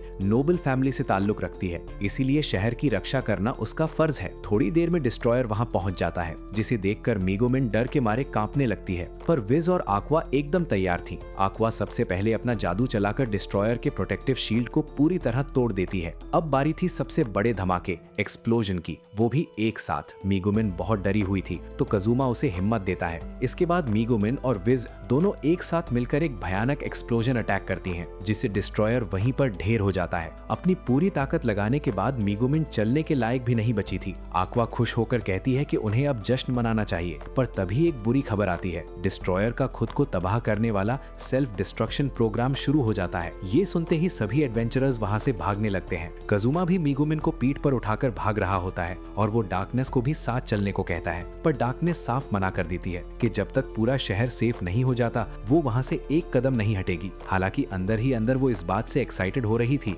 कि जब धमाका होगा तो उसके साथ क्या होगा। वो इतनी एक्साइटेड हो जाती है कि डिस्ट्रॉयर की तरफ आगे बढ़ने लगती है। दूसरे एडवेंचरर्स को लगता है कि डार्कनेस शहर को बचाने के लिए अपनी जान दांव पर लगा रही है, तो वो भी जोश में आकर डिस्ट्रॉयर को रोकने के लिए आगे बढ़ते हैं। इस बीच विज बताती है कि अगर उन्हें मेन कंट्रोल रूम यानी सेंट्रल कंट्रोलर मिल जाए तो वो इस धमाके को रोक सकते हैं। इसीलिए मेगुमिन को एक जगह सेफ रखकर कजुमा, आक्वा और विज डिस्ट्रॉयर के अंदर घुस जाते हैं। आक्वा रोने लगती है कि मुझे घर जाना है, मैं यहाँ मरना नहीं चाहती। किसी तरह उन्हें कंट्रोल रूम मिल जाता है, जहाँ उन्हें डिस्ट्रॉयर को बनाने वाले साइंटिस्ट का कंकाल मिलता है, जो सालों पहले मर चुका था। तब से वो साइंटिस्ट इसके अंदर ही छुप कर रह रहा था और वहीं मर गया। वहीं उन्हें कोरोनाटाइट नाम का एक चमकता हुआ पावर सोर्स मिलता है, जो डिस्ट्रॉयर का मेन पॉइंट था। अगर वो ज्यादा गर्म हो गया तो ब्लास्ट हो जाएगा। विज कहती है कि उसके पास एक तरीका है, वो इस डेंजरस चीज को यहाँ से कहीं और टेलीपोर्ट कर सकती है। विज कहती है कि उसके पास इस डेंजरस चीज को गायब करने के लिए काफी जादू यानी माना नहीं बचा है, इसलिए वो कजुमा से माना सोखना शुरू करती है। पर विज इतनी ज्यादा ताकत सोख लेती है कि कजुमा की हालत खराब हो जाती है और उसकी हड्डियां तक दिखने लगती हैं। विज बताती है कि उसका अपनी टेलीपोर्टेशन पावर पर पूरा कंट्रोल नहीं है, यानी ये कोरोनाटाइट कहीं भी जाकर गिर सकता है। हो सकता है किसी ऐसी जगह गिरे जहाँ इस शहर से भी ज्यादा लोग हों। कजुमा कहता है कि जो होगा मैं देख लूंगा, तुम बस इसे यहाँ से हटाओ। विज उसे टेलीपोर्ट कर देती है और उन्हें लगता है सब खत्म हो गया। पर तभी डार्कनेस चिल्लाती है कि नहीं, अभी सब खत्म नहीं हुआ है। असल में खुद डिस्ट्रॉयर अब बहुत गर्म होकर फटने वाला था। इधर विज के पास जादू खत्म हो चुका था, वहीं एक्वा मन ही मन खुश हो रही थी कि अगर ये शहर ब्लास्ट में उड़ गया तो उसका सारा कर्जा भी हमेशा के लिए खत्म हो जाएगा। कजुमा तुरंत एक्वा से जादू ड्रेन करना यानी सोखना शुरू करता है, तो एक्वा डर जाती है कि अगर उसकी पवित्र माना विज के अंदर गई तो विज एक भूत होने की वजह से खुद ही भस्म हो जाएगी। इतने में दूसरी तरफ से मेगुमिन किसी की पीठ पर बैठकर आती है और कहती है कि वो डिस्ट्रॉयर को उड़ाने के लिए तैयार है, पर उसे भी एक्सप्लोजन मैजिक के लिए माना चाहिए। कजुमा बिना भटके एक्वा से जादू की ताकत लेकर सीधा मेगुमिन के अंदर ट्रांसफर करने लगता है। मेगुमिन को जितनी ताकत मिल रही थी वो उतनी ही पागल हो रही थी और चिल्लाती है मुझे और माना चाहिए। वहीं एक्वा रोती रहती है कि बस करो, तुमने बहुत ज्यादा सोख लिया है। आखिरकार ताकत मिलते ही मेगुमिन एक बहुत ही भयानक और पावरफुल एक्सप्लोजन मैजिक चलाती है, जिससे डिस्ट्रॉयर का बचा कुचा हिस्सा भी वहीं हवा में ढेर हो जाता है। अब सब कुछ एकदम नॉर्मल हो गया था। कजुमा ठंडी सांस लेता है और सोचता है कि भले ही उसे ये आफत वाली जिंदगी नहीं चाहिए थी, पर शायद ये सब उसके एनिमे हीरो यानी कैरेक्टर डेवलपमेंट के लिए जरूरी था। तभी एक्वा भागती हुई आती है और बताती है कि किले से कुछ योद्धा उसे ढूंढते हुए आए हैं। कजुमा को लगता है कि वो लोग उसे इनाम देने आए हैं, पर जब वो सामने जाता है तो वहाँ की लेडी बताती है कि वो लोग कजुमा को गिरफ्तार करने आए हैं। असल में विज ने जिस कोरोनाटाइट को टेलीपोर्ट किया था वो सीधा जाकर एक बहुत बड़े अमीर आदमी लॉर्ड एलिडार के महल पर गिरा और उसने पूरे महल को तबाह कर दिया। यानी कजुमा एक बार फिर बहुत बड़े चक्कर में फंस चुका था। वो दुख में सोचता है कि अगर उसे दोबारा मौका मिले तो वो गलती से भी इस आफत वाली दुनिया में कदम नहीं रखेगा। कजुमा वहाँ से भागने की कोशिश करता है पर पकड़ा जाता है और उसे जेल में डाल दिया जाता है। जेल में इंक्वायरी के वक्त सेना नाम की एक लेडी कहती है कि उन्हें शक है कि काजुमा एक आतंकवादी या फिर वो डेविल किंग के साथ मिला हुआ है। तभी मेगुमिन उसके पक्ष में बोलती है कि अगर काजुमा ना होता तो डिस्ट्रॉयर की वजह से पूरे शहर में पता नहीं कितने ही लोग मारे जा चुके होते। पर तभी डार्कनेस भी काजुमा के पक्ष में बोलते हुए कहती है कि काजुमा में ऐसी कोई हिम्मत ही नहीं है, वो तो महल में हमेशा बस मुझे ही घुरता रहता है, पर कभी पास आकर कुछ करने की उसकी औकात ही नहीं होती, तो वो आतंकवादी कैसे हो सकता है। काजुमा ये सुनकर सोच में पड़ जाता है कि ये लड़की मेरी मदद कर रही है या सबके सामने मेरी बेइज्जती। तभी शहर के बाकी एडवेंचरर्स भी चिल्लाने लगते हैं कि काजुमा ऐसा कुछ नहीं कर सकता। ये देखकर सेना गुस्से में कहती है कि लगता है यहाँ सबको जेल जाने का बड़ा शौक है। ये सुनते ही बाकी सारे एडवेंचरर्स डर के मारे पीछे हट जाते हैं। हद तो तब हो गई जब आक्वा और मेगुमिन ने भी पासा पलट लिया और कहा हाँ कि काजुमा ने ही तो कहा था कि जो भी होगा उसकी जिम्मेदारी वो खुद लेगा। दूसरी तरफ डार्कनेस जेल जाने की बात सुनकर हद से ज्यादा एक्साइटेड हो जाती है और कहती है कि वो अरेस्ट होना चाहती है ताकि उसे गंदी गंदी सजा मिले। विज बेचारी सच बताने जा रही थी कि जादू उसने चलाया था,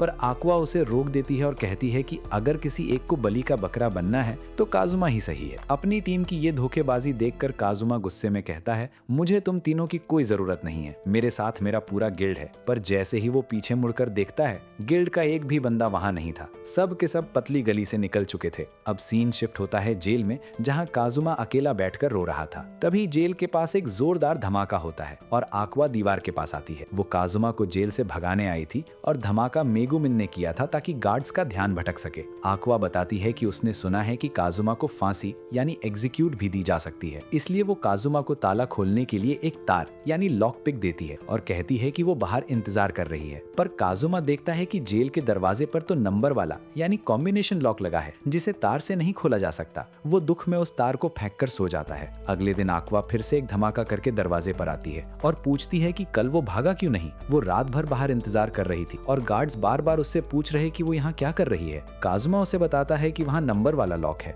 इस बार आक्वा एक आरी और डब्बा लेकर आती है ताकि काजुमा खिड़की के लोहे के डंडे काटकर भाग सके। पर तभी गार्ड्स वहाँ आ जाते हैं और काजुमा आरी को फेंककर चुपचाप सोने का नाटक करने लगता है, क्योंकि उसे पता था कि इस सस्ती आरी से लोहे के डंडे नहीं कटने वाले। अगले दिन काजुमा को पूछताछ के लिए एक बड़े कमरे में लाया जाता है, जहां सेना के पास एक झूठ पकड़ने वाली मशीन थी। सेना पहला सवाल पूछती है कि तुम एडवेंचरर क्यों बने थे। काजुमा हीरो बनने के चक्कर में झूठ बोलता है, लोगों को डेविल किंग से बचाने के लिए। पर तभी मशीन की घंटी बज जाती है, जिसका मतलब था कि वो झूठ बोल रहा है। फंसने के डर से काजुमा तुरंत सच उगल देता है कि मैं एडवेंचरर इसलिए बना क्योंकि मुझे ये बहुत ज्यादा कूल लग रहा था। मुझे लगा था कि यहाँ पैसे भी बहुत आराम से कमा लूंगा और लड़कियां भी मेरे ऊपर फिदा होती रहेंगी। सेना फिर अगला सवाल पूछती है, क्या तुम्हारा उस अमीर आदमी लॉर्ड एलिडार पर कोई गुस्सा था, क्योंकि कर्जा बढ़ने के बाद तुम लगातार उसकी शिकायत करते रहते थे। काजुमा पहले तो बात घुमाने की कोशिश करता है और कहता है कि बेल्डिया को हराने के बाद जो इनाम मिला वो शहर की मरम्मत में चला गया और हम कर्जे में डूब गए।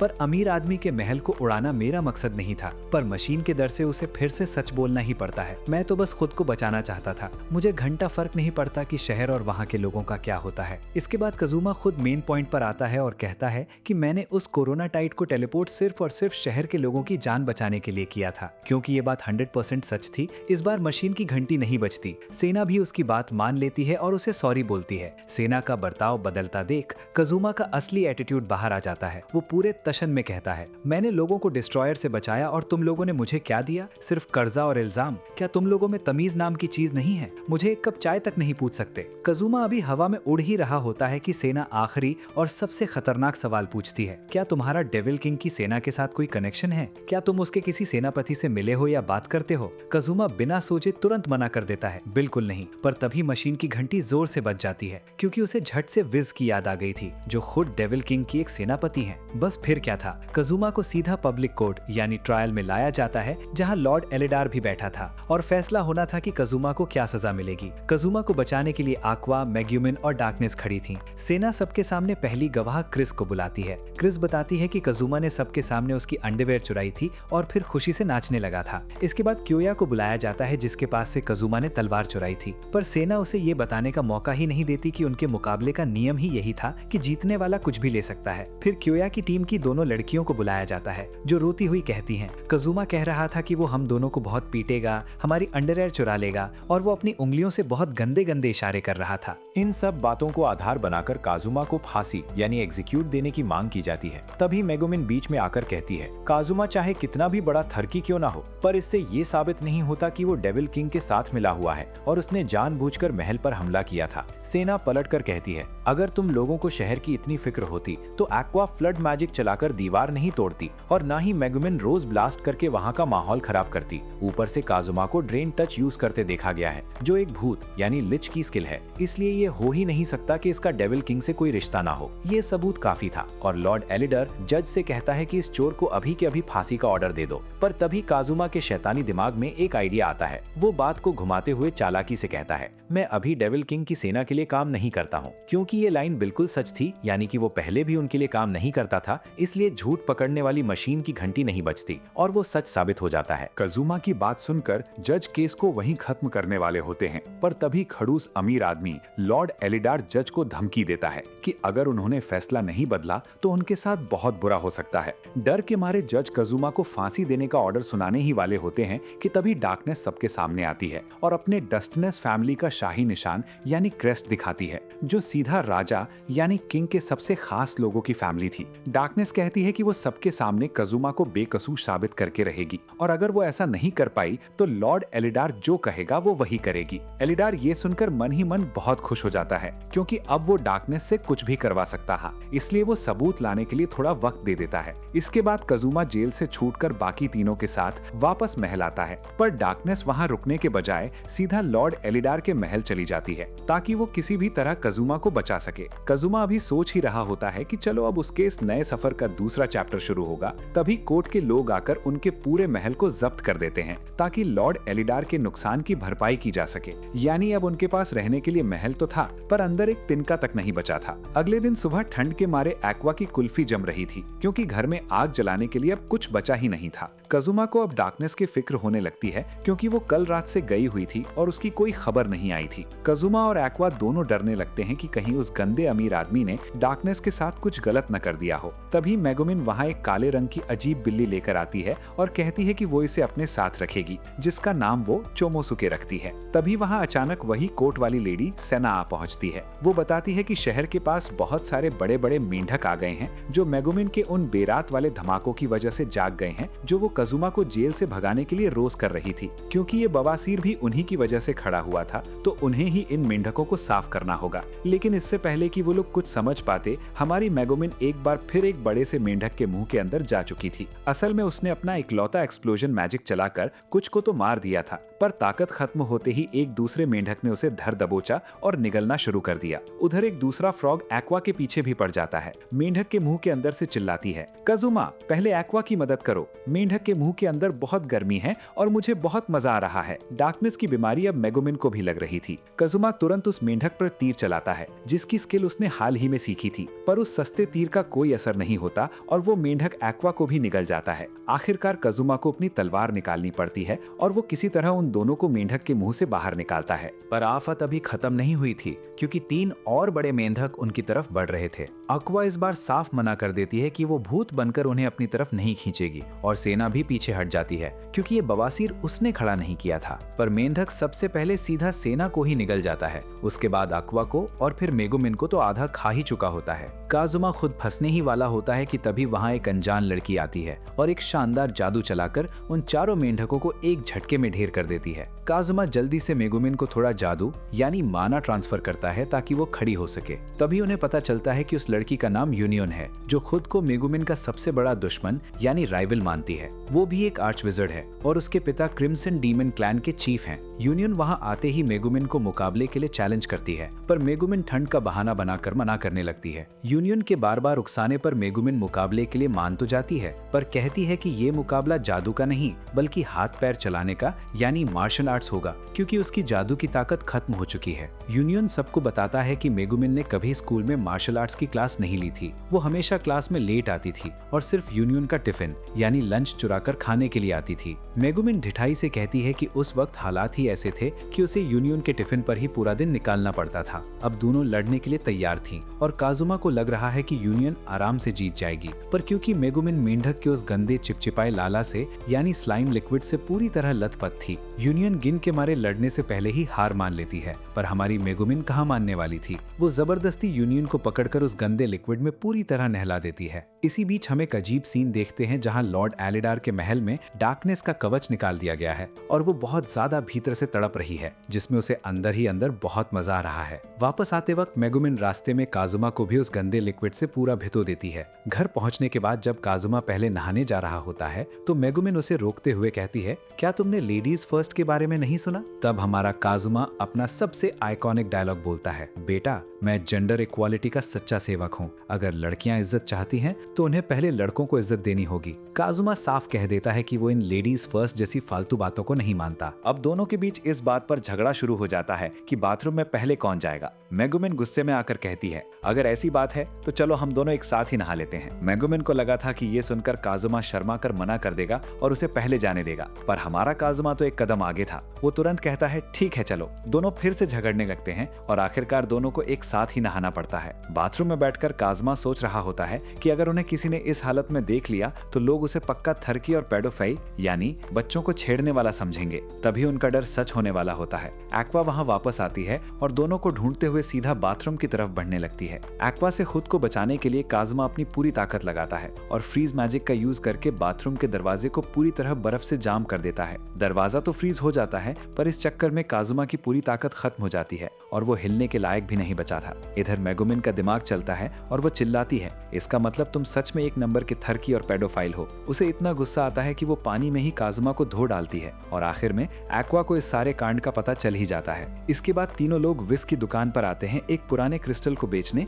और अपने कर्जे यानी डेट के बारे में बात करने। पर दुकान पर उन्हें पहले से यूनियन मिलती है। यूनियन को पता चला था कि मेगुमिन यहाँ रोज आती है, तो वो फिर से एक नया मुकाबला करने आई थी। असल में बेचारी यूनियन का पूरे शहर में एक भी दुश्मन या दोस्त नहीं था, क्योंकि वो अपने अजीब नाम और अकेलेपन की वजह से किसी से दोस्ती करने से डरती थी। तभी एक्वा को दुकान में एक अजीब सा दोस्ती करने वाला क्रिस्टल मिलता है। विज बताती है कि ये क्रिस्टल दोनों की जादू की ताकत को चेक करने के काम आ सकता है। मुकाबला शुरू होता है और दोनों लड़कियां जैसे ही क्रिस्टल में अपनी ताकत डालती हैं, क्रिस्टल एक्टिव हो जाता है। पर ताकत दिखाने के बजाय वो क्रिस्टल दोनों की सबसे शर्मनाक यादें सबके सामने हवा में चला देता है। पहली याद में दिखता है कि मेगुमिन स्कूल के दिनों में चोरी छुपे बचे हुए बड के टुकड़े चुरा कर खा रही थी। दूसरी याद में बेचारी यूनियन अकेले बैठकर अपना बर्थडे सेलिब्रेट कर रही थी। ऐसे ही यूनियन के अकेलेपन की और मेगुमिन की गरीबी के दिनों की यादें सामने आने लगती हैं, जहां मेगुमिन इतनी गरीब थी कि उसे अपनी छोटी बहन के साथ मिलकर कीड़े मकोड़े तक खाने पड़ते थे। यूनियन तो अकेलेपन से इतनी परेशान थी कि वो दोस्ती करने के लिए एक शैतान तक के पास चली गई थी।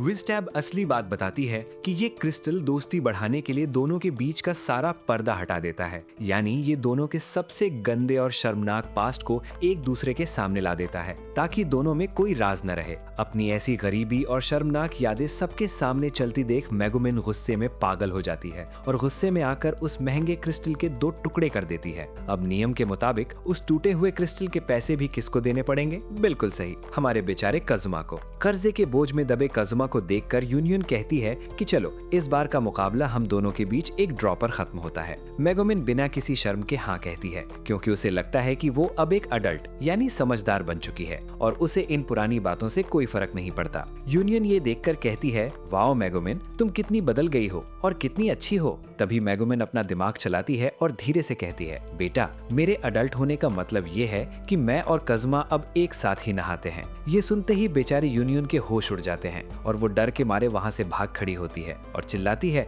मैं हार मानती हूँ, तुम लोग बहुत आगे निकल चुके हो। इन सब फालतू परेशानियों के बीच भी काज़ुमा और मेगुमिन का रोज रास्ते में जाकर एक्सप्लोजन मैजिक चलाने का सिलसिला चालू रहता है। अगले दिन गिल्ड में तीनों के तीनों भूख के मारे तड़प रहे थे। काज़ुमा कहता है कि उन्हें कल हर हाल में कील डंजन यानी खंडहर जाना होगा, ताकि वो कुछ नए मॉन्स्टर्स को मारकर पैसे कमा सकें। एक्वा मुंह बनाकर कहती है कि उस खंडहर को तो पहले ही सबने पूरी तरह ढूंढ लिया है, अब वहाँ उन्हें घंटा कुछ मिलेगा। तभी गिल्ड की काउंटर वाली लेडी आती है और बताती है कि उस खंडहर में एक बिल्कुल नया रास्ता मिला है और काज़ुमा के कहने पर ये बात अभी तक किसी को नहीं बताई गई है। इतने में वहाँ डस्ट उनकी बातें सुनने के लिए आने लगता है, तो काज़ुमा तुरंत उसे सक्यूबस वाला टिकट थमाकर पतली गली से भगा देता है। अब तीनों उस भयानक खंडहर के सामने खड़े थे। मेगुमिन का तो वहाँ जाते ही मन कर रहा था कि वो गुफा पर अपना एक्सप्लोजन मैजिक चला दे, पर काज़ुमा उसे डांट कर रोक देता है। मेगुमिन बताती है कि इस खंडहर को इस साम्राज्य के सबसे महान जादूगर ने बनाया था, पर क्यों बनाया था ये आज तक कोई नहीं जान पाया। इसके बाद काज़ुमा सबको बाहर छोड़कर अकेले अंदर जाने का फैसला करता है, क्योंकि हाल ही में उसने एनिमी डिटेक्शन यानी दुश्मन को पहचानना और लर्क यानी छुपने की स्किल सीख ली थी। ऊपर से उसके पास अंधेरे में देखने वाली नाइट विजन स्किल भी थी, तो उसे कोई दिक्कत नहीं होने वाली थी। पर हमारी एक्वा कहाँ पीछे रहने वाली थी। वो जबरदस्ती अंदर आ जाती और कहती है, मैं एक देवी हूँ, मैं यहाँ बहुत काम आ सकती हूँ। वो काज़ुमा को डराते हुए बताती है कि ये एक खंडर है, तो यहाँ जिंदा मुर्दे यानी अनडेड या घोस्ट्स बहुत होंगे और उनके सामने काज़ुमा की ये सस्ती छुपने वाली स्किल्स किसी काम नहीं आएंगी। सिर्फ एक्वा का प्यूरिफिकेशन मैजिक ही उन भूतानों को दूर भगा सकता है। दोनों पुराने रास्ते को छोड़कर उस नए मिले रास्ते की तरफ बढ़ते हैं। जैसे जैसे वो नए रास्ते की सीढ़ियों से नीचे उतर रहे थे, उन्हें अंदर से बहुत ही अजीब और भयानक आवाजें आने लगती हैं, जिसे सुनकर दोनों की बिल्कुल फट जाती है। काज़ुमा डर के मारे एक्वा से कहती है, मेरा मन तो कर रहा है कि मैं तुम्हें यहीं छोड़ूं और अकेले भाग जाऊं। एक्वा रोती हुई आवाज में कहती है, तुम मजाक कर रहे हो ना काज़ुमा। इतने में काज़ुमा को अचानक अपने एनिमी डिटेक्शन स्किल से कुछ फील होता है, कि उनकी तरफ कोई बहुत तेजी से बढ़ रहा है। वो एक्वा को शांत और सावधान होने का इशारा करता है, पर हमारी डुब्बा को लगता है कि काजुमा उसे लड़ने के लिए चैलेंज कर रहा है। इतने में वो मॉन्स्टर उनके सामने आ जाता है, जिसे काजुमा किसी तरह अपनी तलवार से मार गिराता है। पर इस चक्कर में दोनों की हालत खराब हो चुकी थी।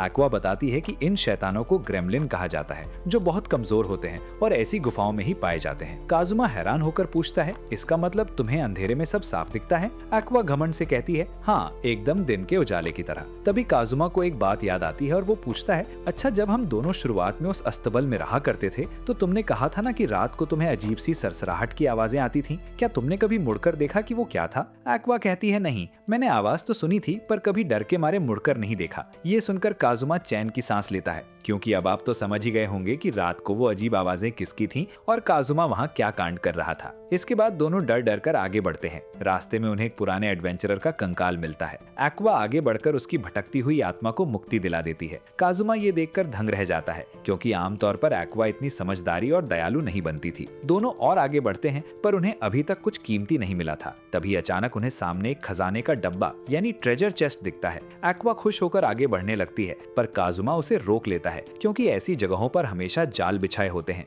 काजुमा दिमाग लगाकर एक पत्थर डब्बे पर फेंकता है और अगले ही पल वो डब्बा एक भयानक मुंह खोल लेता है। असल में वो कोई खजाना नहीं, बल्कि मिमिक नाम का एक मॉन्स्टर था, जो लोगों को धोखे से खा जाता था। अब दोनों गुफा में और अंदर घुसते हैं, जहां एक्वा बिना नखरे किए रास्ते में आने वाले सारे जिंदा मुर्दों को आजाद करती जा रही थी। आज एक्वा सच में एक असली देवी लग रही थी। काजुमा मन ही मन सोचता है कि अगर एक्वा आज उसके साथ नहीं होती तो वो कब का मारा जा चुका होता। तभी एक्वा को आगे एक बहुत ही ताकतवर भूत की बदबू आती है। दोनों डरते डरते एक बड़े से कमरे में दाखिल होते हैं। वहाँ सामने उन्हें कीले बैठा हुआ दिखता है, जिसका ये पूरा खंडर था। कीले उन्हें देखते ही भयानक आवाज में कहता है, मैं एक दुश्मन जादूगर हूँ, जिसने सालों पहले एक अमीर खानदान की बेटी को अगवा किया था। इसके बाद फिर पास्ट का सीन दिखाया जाता है, जहां कील को एक ग्रेट आर्च विजर्ड कहकर बुलाया जाता है। उसके महान कामों और सर्विसेज के बदले उससे अपनी कोई भी एक विश मांगने को कहा जाता है। कील किंग की उस वाइफ को मांग लेता है, जिसे किंग ने सिर्फ पॉलिटिकल रीजंस की वजह से शादी की थी। असल में कील और वो लड़की एक दूसरे से बहुत ज्यादा प्यार करते थे। इस फैसले के बाद पूरी किंगडम दोनों के पीछे पड़ गई थी, लेकिन कील किसी तरह उसे बचाकर इस डंजन में छुपने में कामयाब रहा। यहाँ जो स्केलेटन है वो उसी लड़की का है। अब कील चाहता है कि उसे प्योरीफाई कर दिया जाए और एक्वा ये काम आसानी से कर सकती है। अपनी वाइफ को बचाते वक्त कील बहुत ज्यादा इंजर्ड हो गया था, जिसकी वजह से उसकी मौत हो गई, लेकिन वो एक अनडेड बन गया ताकि अपनी वाइफ की डेड बॉडी को प्रोटेक्ट कर सके। कील बताता है कि अनडेड्स के पास खुद को खत्म करने की पावर नहीं होती और वो एक्वा की होली पावर को सेंस करके ही नींद से जगा है। ये सुनकर एक्वा प्योरिफिकेशन की तैयारी शुरू करती है और कील को प्योरीफाई कर देती है। एक्वा कील से ये भी कहती है कि अगर वो एरिस से रिक्वेस्ट करेगी तो वो और उसकी लवर अगले जन्म में दोबारा एक हो सकेंगे। इसके बाद दोनों कील का ट्रेजर लेकर बाहर आ रहे होते हैं। तभी काजुमा को एक बात समझ आती है। कील ने कहा था कि वो एक्वा की होली पावर को सेंस करके जगा है, यानी अगर एक्वा यहाँ आती ही नहीं तो काजुमा को इन सारे अनडेड्स का सामना नहीं करना पड़ता। उसे अब समझ आता है कि वर्डिया की पूरी अनडेड आर्मी भी एक्वा के पीछे ही पड़ी हुई थी। काजुमा गुस्से में कहता है कि वो एक्वा को वहीं छोड़कर जा रहा है। इतने में वहाँ और भी अनडेड्स आ जाते हैं, तो काजुमा लर्क स्किल का यूज करके चुप जाता है। एक्वा बहुत ज्यादा डर जाती है कि उसे अकेला छोड़ दिया गया है। अगले सीन में दोनों किसी तरह डंजन से बाहर आ जाते हैं। काजुमा एक्वा को ब्लेम कर रही होती है और एक्वा काजुमा को। रात को तीनों यानी काजुमा, एक्वा और डार्कनेस मिलकर पार्टी कर रहे होते हैं। इस ट्रेजर की इन्फॉर्मेशन देने के लिए काजुमा गिल्ड लेडी को एक ड्रिंक ऑफर करता है। ये देखकर डस्ट को लगता है कि आज की पार्टी काजुमा दे रहा है और वो पूरे हॉल में ये बात अनाउंस कर देता है। सभी लोग बहुत खुश हो जाते हैं। काजुमा भी इसका ऑपोजिशन नहीं करता, क्योंकि उसे भी सबके साथ मजा आ रहा था। फिर सबके कहने पर काजुमा अपनी स्टील स्किल का शो ऑफ करने लगता है, लेकिन तभी वहाँ क्रिस आ जाती है और काजुमा एक बार फिर उसकी अंडरवेयर चुरा लेता है। दूसरी तरफ डस्ट ये सब देखकर वहाँ मौजूद वेट्रेस की अंडरवेयर चुराने की कोशिश करने लगता है। इस सब में काजुमा और बाकी सभी लोग बहुत ज्यादा मजे कर रहे होते हैं। हालांकि ट्रेजर लेने का कोई फायदा नहीं होता, क्योंकि सारा का सारा पैसा पार्टी में ही खर्च हो जाता है। अगले दिन एक्वा काजुमा के ट्रैक सूट को सिल रही होती है, जिसे काजुमा ने जलाने के लिए फेंक दिया था, क्योंकि उनके पास आग जलाने के लिए लकड़ी तक नहीं थी। हालत ये थी कि उनके पास खाने के लिए भी पैसे नहीं बचे थे क्योंकि सारा पैसा उन्होंने पार्टी में उड़ा दिया था। अब काजुमा एक एंटीक बॉटल बेचने निकलता है ताकि थोड़े पैसे मिल सकें। जब आक्वा उसे रोकने की कोशिश करती है तो काजुमा कहता है कि अगर बॉटल नहीं बेचनी तो आक्वा को अपना कुछ सामान बेचना होगा क्योंकि उसके पास बेचने के लिए बहुत सी चीजें हैं। इतने में वहाँ डार्कनेस आती है जो बिल्कुल पहचानी नहीं जा रही थी। सभी लोग उसे देखकर उससे हमदर्दी जता रहे थे और कह रहे थे कि अच्छे से नहा लो और जो कुछ भी हुआ है उसे एक बुरा सपना समझकर भूल जाओ। पर डार्कनेस कहती है कि ऐसा कुछ नहीं हुआ है। वो यहाँ एक प्रॉब्लम डिस्कस करने आई है। वो एक लड़के की फोटो दिखाती है जो काफी हैंडसम था। काजुमा फोटो को देखते ही फाड़ देता है और बाद में आक्वा उस फोटो को ठीक करने लगती है। डार्कनेस बताती है कि ये लॉर्ड का बेटा एलेक्स है और लॉर्ड चाहते हैं कि डार्कनेस उनके बेटे से शादी करे। लॉर्ड से ज्यादा डार्कनेस के डैड चाहते हैं कि ये शादी हो जाए, इसलिए डार्कनेस चाहती है कि काजुमा उसके साथ चले और उसके डैड को इस शादी के लिए मना करे। दूसरी तरफ काजुमा सोचता है कि अगर डार्कनेस की शादी हो गई तो वो उनकी टीम छोड़ देगी क्योंकि डार्कनेस किसी काम की नहीं है और एक भी हिट नहीं लगा पाती, इसीलिए अगर वो टीम छोड़ देती है तो उनके लिए बहुत अच्छा होगा। तभी काजुमा चालाकी से कहता है कि डार्कनेस को ये मैरिज मीटिंग एक्सेप्ट कर लेनी चाहिए और वो मीटिंग में जाकर खुद शादी के लिए मना कर दे। इससे डार्कनेस के फैमिली की इमेज भी खराब नहीं होगी और लॉर्ड भी कुछ नहीं कह पाएंगे। डार्कनेस इस आइडिया के लिए मान जाती है। इतने में वहाँ सेना आती है और बताती है कि टाउन के आसपास कुछ अजीब मॉन्स्टर्स घूम रहे हैं और उन्हें शक है कि इसके पीछे काजुमा का ही हाथ है। तभी मेगुमिन आगे आकर कहती है कि वो लोग अभी बहुत बिजी हैं क्योंकि उनकी एक टीम मेंबर बड़ी मुसीबत में है। काजुमा को यहाँ एक अच्छा मौका दिखता है। वो मेगुमिन की तारीफ करता है और अपनी जगह इन्वेस्टिगेशन के लिए मेगुमिन को भेज देता है। इसके बाद काजुमा और आक्वा डार्कनेस के साथ उसके मैंशन आते हैं। डार्कनेस के कहने पर उन दोनों को मीटिंग में एक मेड और एक बटलर के रूप में रहने की परमिशन मिल जाती है। डार्कनेस के डैड काजुमा को एक काम देते हैं। वो चाहते हैं कि डार्कनेस मीटिंग में कोई गड़बड़ ना करे और अगर सब कुछ सही रहा तो वो काजुमा को एक रिवॉर्ड भी देंगे। अब सभी लोग लॉर्ड के बेटे एलेक्स के वेलकम के लिए खड़े होते हैं। डार्कनेस कहती है कि उसने सिर्फ मीटिंग के लिए हाँ की है पर वो शादी के लिए मना कर देगी और इस मीटिंग को पूरी तरह बर्बाद कर देगी। तभी काजुमा एक बटलर की तरह एक्ट करते हुए कहता है, लेडी आपको ऐसी बातें शोभा नहीं देती। काजुमा इस तरह एक्ट कर रहा होता है जैसे वो डार्कनेस के डैड का सबसे बड़ा वफादार हो। इतने में वहाँ एलेक्स आ जाता है। डार्कनेस उसे शादी के लिए मना करने आगे बढ़ती है पर काजुमा उसे बीच में ही रोक देता है। डार्कनेस जब वजह पूछती है तो काजुमा कहता है कि उसने ही तो कहा था कि वो अपनी फैमिली का नाम खराब नहीं करना चाहती, पर डार्कनेस बताती है कि वो असल में अपनी एक बुरी रेपुटेशन बनाना चाहती है ताकि आगे से कोई भी उसे शादी के लिए सिलेक्ट ही ना करे। उसका असली सपना तो ये है कि डीमन किंग उसे किडनैप करके ले जाए और उसके साथ बदतमीजी करे। वो ये भी कहती है कि एलेक्स कुछ ज्यादा ही शरीफ और परफेक्ट है जबकि काजुमा हमेशा उसे एक गंदी और थरकी नजर से देखता है जो कि उसे बहुत पसंद आता है। इन शॉर्ट उसे एक ऐसा नकारा लड़का चाहिए जो बहुत गुस्से वाला हो, कर्जे में डूबा हो, अपनी नाकामी का दोष सोसाइटी पर डालता हो और उसे यानी कि डार्कनेस को पैसे कमाने के लिए बाहर भेजता हो। खैर इसके बाद मीटिंग शुरू होती है और दोनों एक दूसरे को इंट्रोड्यूस करते हैं। डार्कनेस जब भी कुछ अजीब या गलत बोलने की कोशिश करती,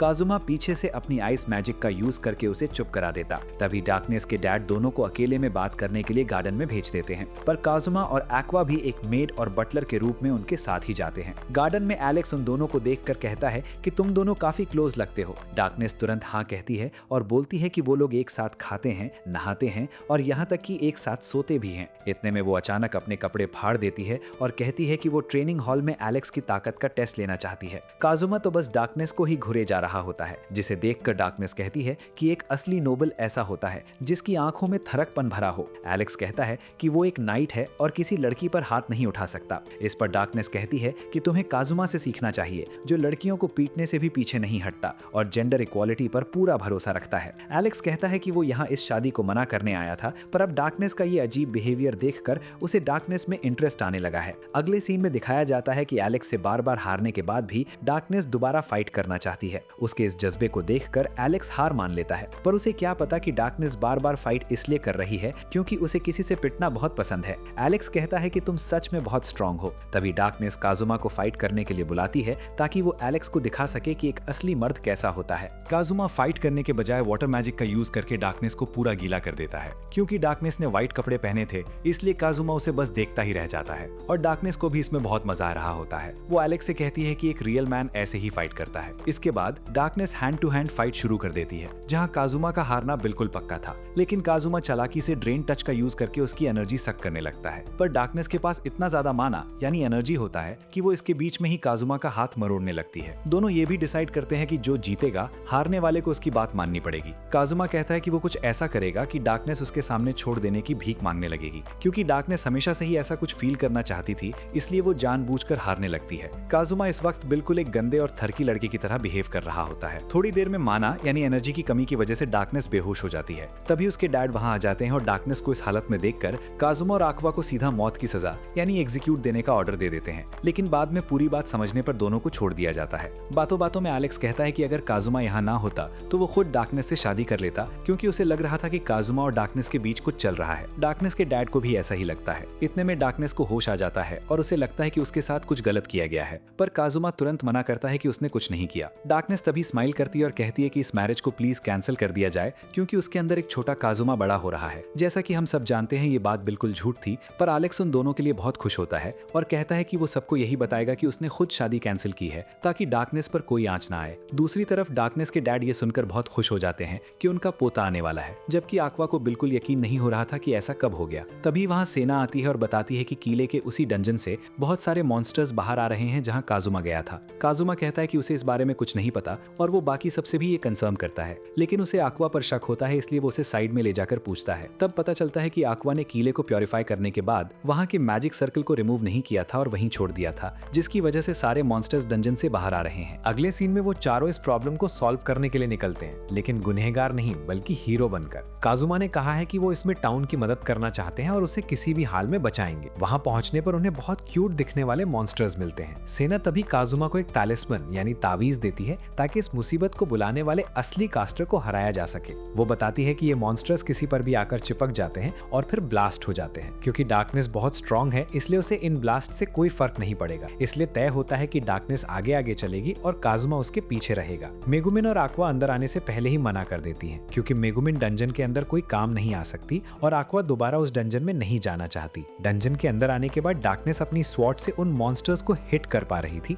जिससे वो बहुत खुश हो जाती है। पर उसे क्या पता कि वो मॉन्स्टर्स खुद ही आकर उसकी स्वॉर्ड से चिपके जा रहे थे। और हम देखते हैं कि उनके साथ वहाँ कुछ और एडवेंचरर्स भी आए हुए हैं। थोड़ी देर में उन्हें वो स्पेल कास्टर मिल जाता है जो इन सारी डॉल्स यानी मॉन्स्टर्स को बना रहा था। डार्कनेस तुरंत उस पर अटैक करने के लिए आगे बढ़ती है और पूछती है कि क्या ये सब उसी का काम है। वो हाँ कहता है और बताता है कि वो डीमन किंग की आर्मी का एक कमांडर और उसकी एक मेन बॉडी है जिसका नाम वनीर है। जैसे ही काजुमा को पता चलता है कि ये डीमन किंग की आर्मी का कमांडर है, वो वहां से भागने की सोचने लगता है, पर डार्कनेस उसे फाइट के लिए चैलेंज कर देती है। वनीर बताता है कि हालांकि वो एक कमांडर है, पर उसका मेन काम सिर्फ डीमन कैसल के बैरियर को मेंटेन करना है। वो यहाँ डीमन किंग के कहने पर ये चेक करने आया था कि आखिर वर्डिया की मौत कैसे हुई। वो ये भी बताता है कि वो इंसानों के डार्क इमोशंस और दुख को खाकर जिंदा रहता है। काजुमा के कहने पर वनीर अपनी डॉल्स को रोक देता है, क्योंकि वो इन डॉल्स का यूज आसपास के मॉन्स्टर्स को मारने के लिए कर रहा था। वनीर बताता है कि उसने बहुत पहले ही सोच लिया था कि उसे कैसे मरना है। उसका सपना है कि वो पहले कैसे डंजन पर कब्जा करे जो मॉन्स्टर्स से भरा हो, फिर वहाँ एक एडवेंचरर्स का ग्रुप आए जो बहुत सारे चैलेंजेस को पार करके और अपने साथियों को खोने के बाद आखिरकार उसके पास पहुंचे। उनके बीच एक भयानक लड़ाई हो और जब वो हार जाएं तो एडवेंचरर्स को वहाँ एक ट्रेजर चेस्ट मिले जिसे देखकर वो बहुत खुश होंगे। पर जब वो उस चेस्ट को खोलेंगे तो उसमें अंदर लिखा होगा तुम हार गए हो। वो इसी तरह मरकर लोगों के दुख से फीड होना चाहता है। अपने इसी सपने को पूरा करने के लिए वो एक नया डंजन बनाने के पैसे जमा कर रहा था और तभी उसे ये तैयार डंजन मिल गया। लेकिन इस डंजन के अंदर एक मैजिक सर्कल बना हुआ है, जिसकी वजह से वो अंदर नहीं जा पा रहा। क्योंकि वैनियर लोगों की दिमाग की बात पढ़ सकता है, इसलिए वो जान जाता है कि ये मैजिक सर्कल एक्वा ने बनाया है। वो कहता है कि वो एक्वा को मार देगा ताकि मैजिक सर्कल खत्म हो जाए और पूरे डंजन पर उसका कब्जा हो सके। वो कजुमा और डार्कनेस को रास्ते से हटने के लिए कहता है, क्योंकि उसका रूल है कि वो बिना वजह इंसानों को नहीं मारता। कजुमा सोच में पड़ जाता है कि क्या वैनियर जान गया है कि एक्वा एक गॉडेस है। दूसरी तरफ डार्कनेस एक्वा को बचाने के लिए फाइट करने के लिए एकदम रेडी हो जाती है और अटैक शुरू कर देती है, पर वैनियर उसके सारे अटैक्स को बड़ी आसानी से डॉज कर रहा था। वो कहता है कि मुझसे फाइट करने के बजाय तुम दोनों पीछे वाले कमरे में जाकर कुछ रोमांस क्यों नहीं करते। कजुमा तो ये सुनकर ही शर्माने लगता है, पर डार्कनेस उसे होश में लाती है और फाइट जारी रखती है। तभी कजुमा को पीछे से अटैक करने का एक अच्छा मौका मिलता है, लेकिन वो उसमें फेल हो जाता है। पर उस धक्के की वजह से वैनियर का बैलेंस बिगड़ जाता है और वो सीधा डार्कनेस की स्वॉर्ड के नीचे आ जाता है, जिससे वो वहीं मारा जाता है। लेकिन जल्द ही उन्हें पता चलता है कि वैनियर असल में वो मास्क है जो तुरंत उड़कर आता है और डार्कनेस के चेहरे पर चिपक जाता है। वो डार्कनेस की पूरी बॉडी पर अपना कंट्रोल कर लेता है, पर डार्कनेस अभी भी अपनी बॉडी का कंट्रोल वापस पाने के लिए अंदर ही अंदर लड़ रही थी। वैनिर तभी कजुमा से कहता है कि क्या वो अपनी इस इतनी सुंदर दोस्त पर अटैक कर पाएगा। इस पर डार्कनेस कजुमा से कहती है कि तुम मुझ पर जैसा चाहे अटैक करो, मुझे कोई फर्क नहीं पड़ता, मैं बिल्कुल तैयार हूँ। इसके बाद दोनों यानी वैनिर और डार्कनेस एक ही बॉडी में कंट्रोल पाने के लिए लड़ने लगते हैं। उनकी इस बेहुदा बातों को इग्नोर करते हुए कजुमा चुपके से जाकर वहां बने मैजिक सर्कल को रिमूव कर देता है। फिर कजुमा डार्कनेस से कहता है कि चलो अब यहाँ से बाहर चलते हैं, पर वैनिर उसे ऐसा करने से रोकता है। डार्कनेस कजुमा से कहती है कि वो उसे यहीं छोड़कर चली जाए। जब उनकी ये बहस चल ही रही होती है, तभी कजुमा मौका देखकर वैनिर के ऊपर एक सीलिंग टैलिस्मैन यानी तावीज लगा देता है, जिसका मतलब ये था कि अब वैनिर डार्कनेस की बॉडी से निकलकर कहीं भाग नहीं पाएगा। कजुमा कहता है कि अब उन्हें बस कैसे भी बाहर निकलना है, जहां एक्वा उसे प्योरीफाई कर देगी। वैनिर के कंट्रोल को रोकते हुए दोनों बाहर की तरफ भागते हैं। इस दौरान डार्कनेस को बहुत ज्यादा दर्द हो रहा होता है, ऐसा दर्द जो उसने पहले कभी महसूस नहीं किया था, लेकिन उसे इसमें भी काफी मजा आ रहा था। वो कहती है कि लगता है उसे वैनिर से प्यार हो जाएगा। अब वो बाहर आने ही वाले थे कि अचानक वैनिर डार्कनेस की बॉडी पर पूरा कंट्रोल हासिल कर लेता है और तेजी से बाहर भागता है, ताकि आते ही एक्वा पर अटैक करके उसे खत्म कर सके। वो ठीक ऐसा ही करने जा रहा होता है, पर जैसे ही वो डंजन से बाहर निकलता है, एक्वा तुरंत उस पर अपना प्यूरिफिकेशन अटैक कर देती है। काजुमा तब सभी को बताता है कि डंजन के अंदर आखिर क्या क्या हुआ था। वनीर तब आक्वा से कहता है कि क्या तुम में कोई तमीज नहीं है, कम से कम ये तो देख लेती कि बाहर कौन आ रहा है। आक्वा टॉन्ट मारते हुए कहती है कि देखो, अब एक डीमन तमीज की बात कर रहा है जो इंसानों के डार्क इमोशंस के बिना खुद ही मर जाएगा। आक्वा उस पर दोबारा अटैक करती है, पर वनीर उससे बच जाता है। मेगुमिन ये सब देखकर काजुमा से कहती है कि उसे भी ऐसा एक मास्क चाहिए, क्योंकि ये काफी कूल लग रहा है। सीना के कहने पर बाकी सारे एडवेंचरर्स भी वनीर पर अटैक कर देते हैं, पर वनीर उन सब पर अकेला ही भारी पड़ रहा होता है। अब जब वो आक्वा को मारने आगे बढ़ता है, तो काजुमा को कुछ ना कुछ करना ही था। वो आगे आता है और डार्कनेस को टॉन्ट मारते हुए कहता है कि तुम इतनी आसान लड़की हो कि कोई भी तुम पर आकर कब्जा कर लेता है। डार्कनेस चिल्लाकर कहती है कि उसने अभी तक हार नहीं मानी है। काजुमा कहता है कि वो अब वनीर के मास्क पर से टैलिस्मान हटाने जा रहा है, और जैसे ही वो उसे हटाए, डार्कनेस को तुरंत अपने चेहरे से वनीर का मास्क निकाल फेंकना होगा। वनीर बीच में पूछता है कि तुम उसे रिमूव कैसे करोगे, तो डार्कनेस बोल पड़ती है कि वो स्टील स्किल का यूज करेगा। काजुमा चिढ़कर कहता है कि ओए, मेरे प्लान्स लीक करना बंद करो। आक्वा तभी कहती है कि वो पीछे से काजुमा को सपोर्ट करने के लिए तैयार है। काजुमा तब डार्कनेस से कहता है कि मैं तुम्हें एक ही बार में इससे फ्री कर दूंगा, और फिर तुम्हारे साथ ऐसा काम करूंगा कि तुम छोड़ देने के लिए तरस जाओगी। ये सुनकर डार्कनेस अंदर ही अंदर बहुत ज्यादा खुश और एक्साइटेड होने लगती है, और यही वो इमोशंस थे जो वनीर को बहुत कमजोर कर देते हैं। तभी काजुमा स्टील यूज करने के बहाने एक फायर अटैक करता है और उस टैलिस्मैन को वहीं जला देता है। अब बारी थी मास्क निकालने की, पर वो मास्क चेहरे से अलग ही नहीं हो रहा था। इस हालत में आक्वा दोबारा प्योरिफिकेशन का यूज करती है। डार्कनेस तभी मेगुमिन से चिल्लाकर कहती है कि वो उसके ऊपर एक्सप्लोजन मैजिक का यूज करे और उन दोनों को वहीं खत्म कर दे। वो सबसे दूर जाने लगती है ताकि बाकी सभी लोग सेफ रहें, और वो वनीर से कहती है कि जब तक वो दोनों एक साथ थे उसे काफी मजा आया, इसलिए वो वनीर को एक चॉइस दे रही है, या तो वो उससे अलग होकर आक्वा से प्योरीफाई हो जाए, या फिर उसके साथ यहीं एक्सप्लोजन मैजिक का शिकार होकर मारा जाए। वनीर तुरंत सेकंड चॉइस को चुनता है और कहता है कि उसे भी इस बॉडी पर कब्जा करके काफी मजा आया, और वो कभी एक गॉडेस के हाथों प्योरीफाई नहीं होना चाहता। तभी काजुमा आगे आता है और कहता है कि यहाँ जो भी अंजाम होगा उसकी रिस्पॉन्सिबिलिटी वो खुद लेगा। इसके बाद मेगुमिन एक बहुत ही पावरफुल एक्सप्लोजन मैजिक का यूज करती है, जिससे वहाँ एक बहुत बड़ा ब्लास्ट होता है। अगले दिन मेगुमिन और डार्कनेस आक्वा को घर से बाहर ले जाना चाहती हैं, क्योंकि मेगुमिन को एक्सप्लोजन मैजिक की प्रैक्टिस करनी थी और डार्कनेस को मॉन्स्टर्स से फाइट। पर आक्वा ठंड की वजह से बिल्कुल बाहर नहीं जाना चाहती थी। दूसरी तरफ कजुमा तो अलग ही मजे में जी रहा था। उसने एक जापानीज हॉट टेबल, जिसे कोटाट्सु कहते हैं, वो क्रिएट कर लिया था और उसके अंदर आराम से बैठा हुआ था। असल में वानर के मरने के बाद कजुमा और बाकी सब ये बात विज को बताने गए थे, क्योंकि विज वानर की पुरानी साथी कॉमरेड थी। पर वहां पहुंचकर उन्हें पता चलता है कि वानर तो जिंदा है और विज की शॉप पर उसके साथ काम कर रहा है। विज भी बहुत खुश थी कि कजुमा के ऊपर से सारे स्पाई चार्जेस हट गए हैं। कजुमा हैरान होकर पूछता है कि उस एक्सप्लोजन अटैक से मरने के बाद वो जिंदा कैसे है। तब वानर बताता है कि उसके पास मल्टीपल लाइव्स यानी कई जन्म हैं और उसकी सिर्फ एक एक्स्ट्रा लाइफ खत्म हुई है और अब वो वानर द सेकंड बन चुका है। विज आगे बताती है कि वानर कब से डीमन किंग की आर्मी छोड़ना चाहता था। अब उसकी एक लाइफ खत्म होने की वजह से वो कॉन्ट्रैक्ट टूट गया है और अब वो डीमन किंग के लिए काम नहीं कर रहा, यानी वो अब बिल्कुल हार्मलेस है। वानर तब कजुमा को एक जबरदस्त बिजनेस आइडिया देता है। वो कहता है कि कजुमा अपने वर्ल्ड की चीजें यहाँ डिजाइन करेगा और उन्हें मैन्युफैक्चर और बेचने का काम वानर करेगा। उनका सबसे पहला प्रोडक्ट यही कोटात्सु टेबल था। मेगुमिन और डार्कनेस अब कह रही थी कि उन्हें चलकर कोई मिशन या काम करना चाहिए, पर कजुमा मजे में लेटे लेटे ही डार्कनेस पर एक आइस अटैक करके उसे वहीं रोक देता है और मेगुमिन के ऊपर एक ड्रेन टच का यूज कर देता है। बहुत देर तक तक फाइट करने के बाद वो दोनों हार मान लेती हैं, पर तभी कजुमा को बहुत जोरों से टॉयलेट लग जाती है। तो वो उन दोनों से रिक्वेस्ट करता है कि वो उसे इसी तरह उठाकर टॉयलेट तक ले चलें, लेकिन वो दोनों गुस्से में कजुमा को उठाकर वहाँ से बाहर फेंक देती हैं। इसके बाद वो सब गिल्ड जा रहे होते हैं, लेकिन एक अलग रास्ते से, क्योंकि कजुमा को अपने लिए एक कटाना लेनी थी जिसका ऑर्डर उसने पहले से दे रखा था। कजुमा ने स्मिथिंग की स्किल भी सीख ली थी। वो लोग ऑर्डर के हिसाब से कजुमा को एक नया आर्मर देते हैं जिसमें वो दिखने में तो बहुत अच्छा लग रहा था, पर उसका वेट इतना ज्यादा था कि वो चल तक नहीं पा रहा था। इसलिए वो सिर्फ वो कटाना लेकर एक हीरो की तरह एग्जिट करने की कोशिश करता है,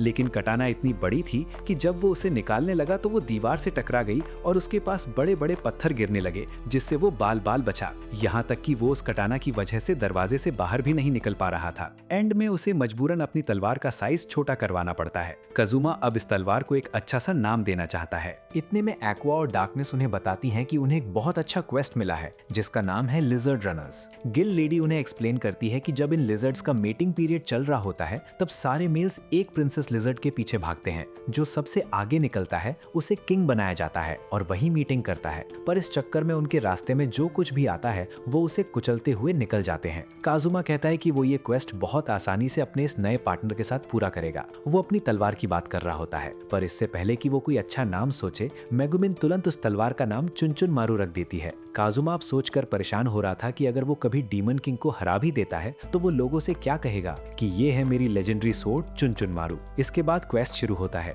काजुमा एक पेड़ के ऊपर बैठा हुआ है और बाकी सब नीचे खड़े हैं। प्लान ये है कि काजुमा ऊपर से उनके किंग और क्वीन लिजर्ड को शॉट करके गिरा देगा, जिससे बाकी सारी लिजर्ड्स भटक जाएंगी और सब कुछ यहीं खत्म हो जाएगा। पर अगर उसका एरो मिस्ड हो जाता है और वो लिजर्ड्स इसी तरफ आने लगती हैं, तो डार्कनेस उन्हें आगे बढ़कर रोकेगी और काजुमा दोबारा उन पर शॉट लेगा। बाकी जो भी लिजर्ड्स बचेंगी उन्हें मेगुमिन अपने ब्लास्ट से संभाल लेगी और एक्वा यहाँ पर बैकअप का काम करेगी। अब प्लान को एग्जीक्यूट करने की बारी आती है। उन्हें क्वीन लिजर्ड तो साफ दिख रही थी, पर उनमें से किंग कौन है ये पता नहीं चल पा रहा था। तभी एक्वा अपनी एक मैजिक स्किल का यूज करके उन सारी लिजर्ड्स का ध्यान अपनी ही तरफ अट्रैक्ट करने लगती है और उनमें से जो सबसे फास्ट होगा वही किंग होगा। पर काजुमा गुस्से में चिल्लाता है कि एक्वा आखिर इतनी बड़ी गलती कैसे कर सकती है, क्योंकि उसने सारी लिजर्ड्स को उन्हीं की तरफ बुला लिया था। खैर, काजुमा अपना एरो मारकर किंग लिजर्ड को गिरा देता है, लेकिन इसके बाद भी सारी लिजर्ड्स उन्हीं की तरफ तेजी से बढ़ रही थीं। तब एक्वा बताती है कि जब भी किंग की मौत होती है तो बाकी सारी मेल लिजर्ड्स और भी ज्यादा एक्साइटेड हो जाती हैं, क्योंकि अब उन सबके पास नया किंग बनने का मौका होता है।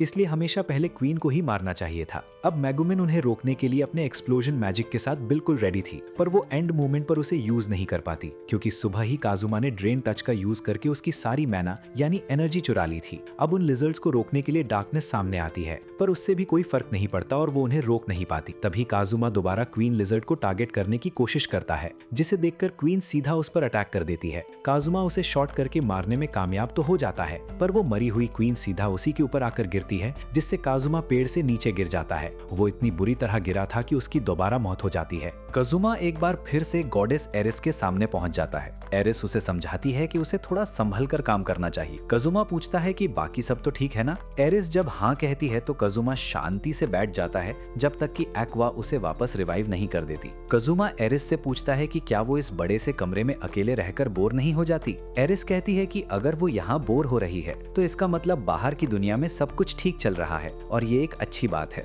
एरिस की ये प्यारी बातें कजुमा के दिल को छू जाती हैं। वो सोचता है कि उसकी टीम की तीनों लड़कियां दिखने में चाहे जितनी अच्छी हों, पर उसे एक ऐसी ही काइंड और समझदार लड़की चाहिए जिसके लिए एरिस बिल्कुल परफेक्ट है। एरिस उसे बताती है कि वो हमेशा यहाँ नहीं रहती, बल्कि कभी कभी छुपकर बाहर दुनिया में मजे करने भी जाती है। इतने में एक्वा वहाँ कजुमा को रिवाइव करके वापस बुलाने लगती है। कजुमा कहता है कि वो अभी वापस नहीं आना चाहता और एरिस से थोड़ी और बातें करना चाहता है। एक्वा चिढ़कर कहती है कि वहाँ फालतू बातें मत करने बैठो और तुरंत यहाँ वापस आओ ताकि हम लोग डीमन किंग को हरा सकें। पर कजुमा बस यही सोच रहा था कि आखिर ऐसी बोरिंग जिंदगी में वापस कैसे जाया जाए। कजुमा सोचता है कि अगर वो वापस गया तो पता नहीं डीमन किंग को मारने के चक्कर में उसे कितनी बार और ऐसे ही मरकर यहाँ आना पड़ेगा। इसलिए वो एक्वा से कहता है कि वो इस लाइफ को यहीं एग्जिट कर रहा है और एक नई लाइफ में जा रहा है। वो एरिस से रिक्वेस्ट करने लगता है कि उसे अगली लाइफ कैसी चाहिए, लेकिन तभी उसे मजबूरन वापस जिंदा होना पड़ता है, क्योंकि रियलिटी में मेगुमिन उसकी डेड बॉडी के साथ कुछ अजीब कर रही थी। एक्वा और डार्कनेस के मना करने पर भी मेगुमिन रुकने को तैयार नहीं थी, इसलिए कजुमा देखने के लिए तुरंत रिवाइव हो जाता है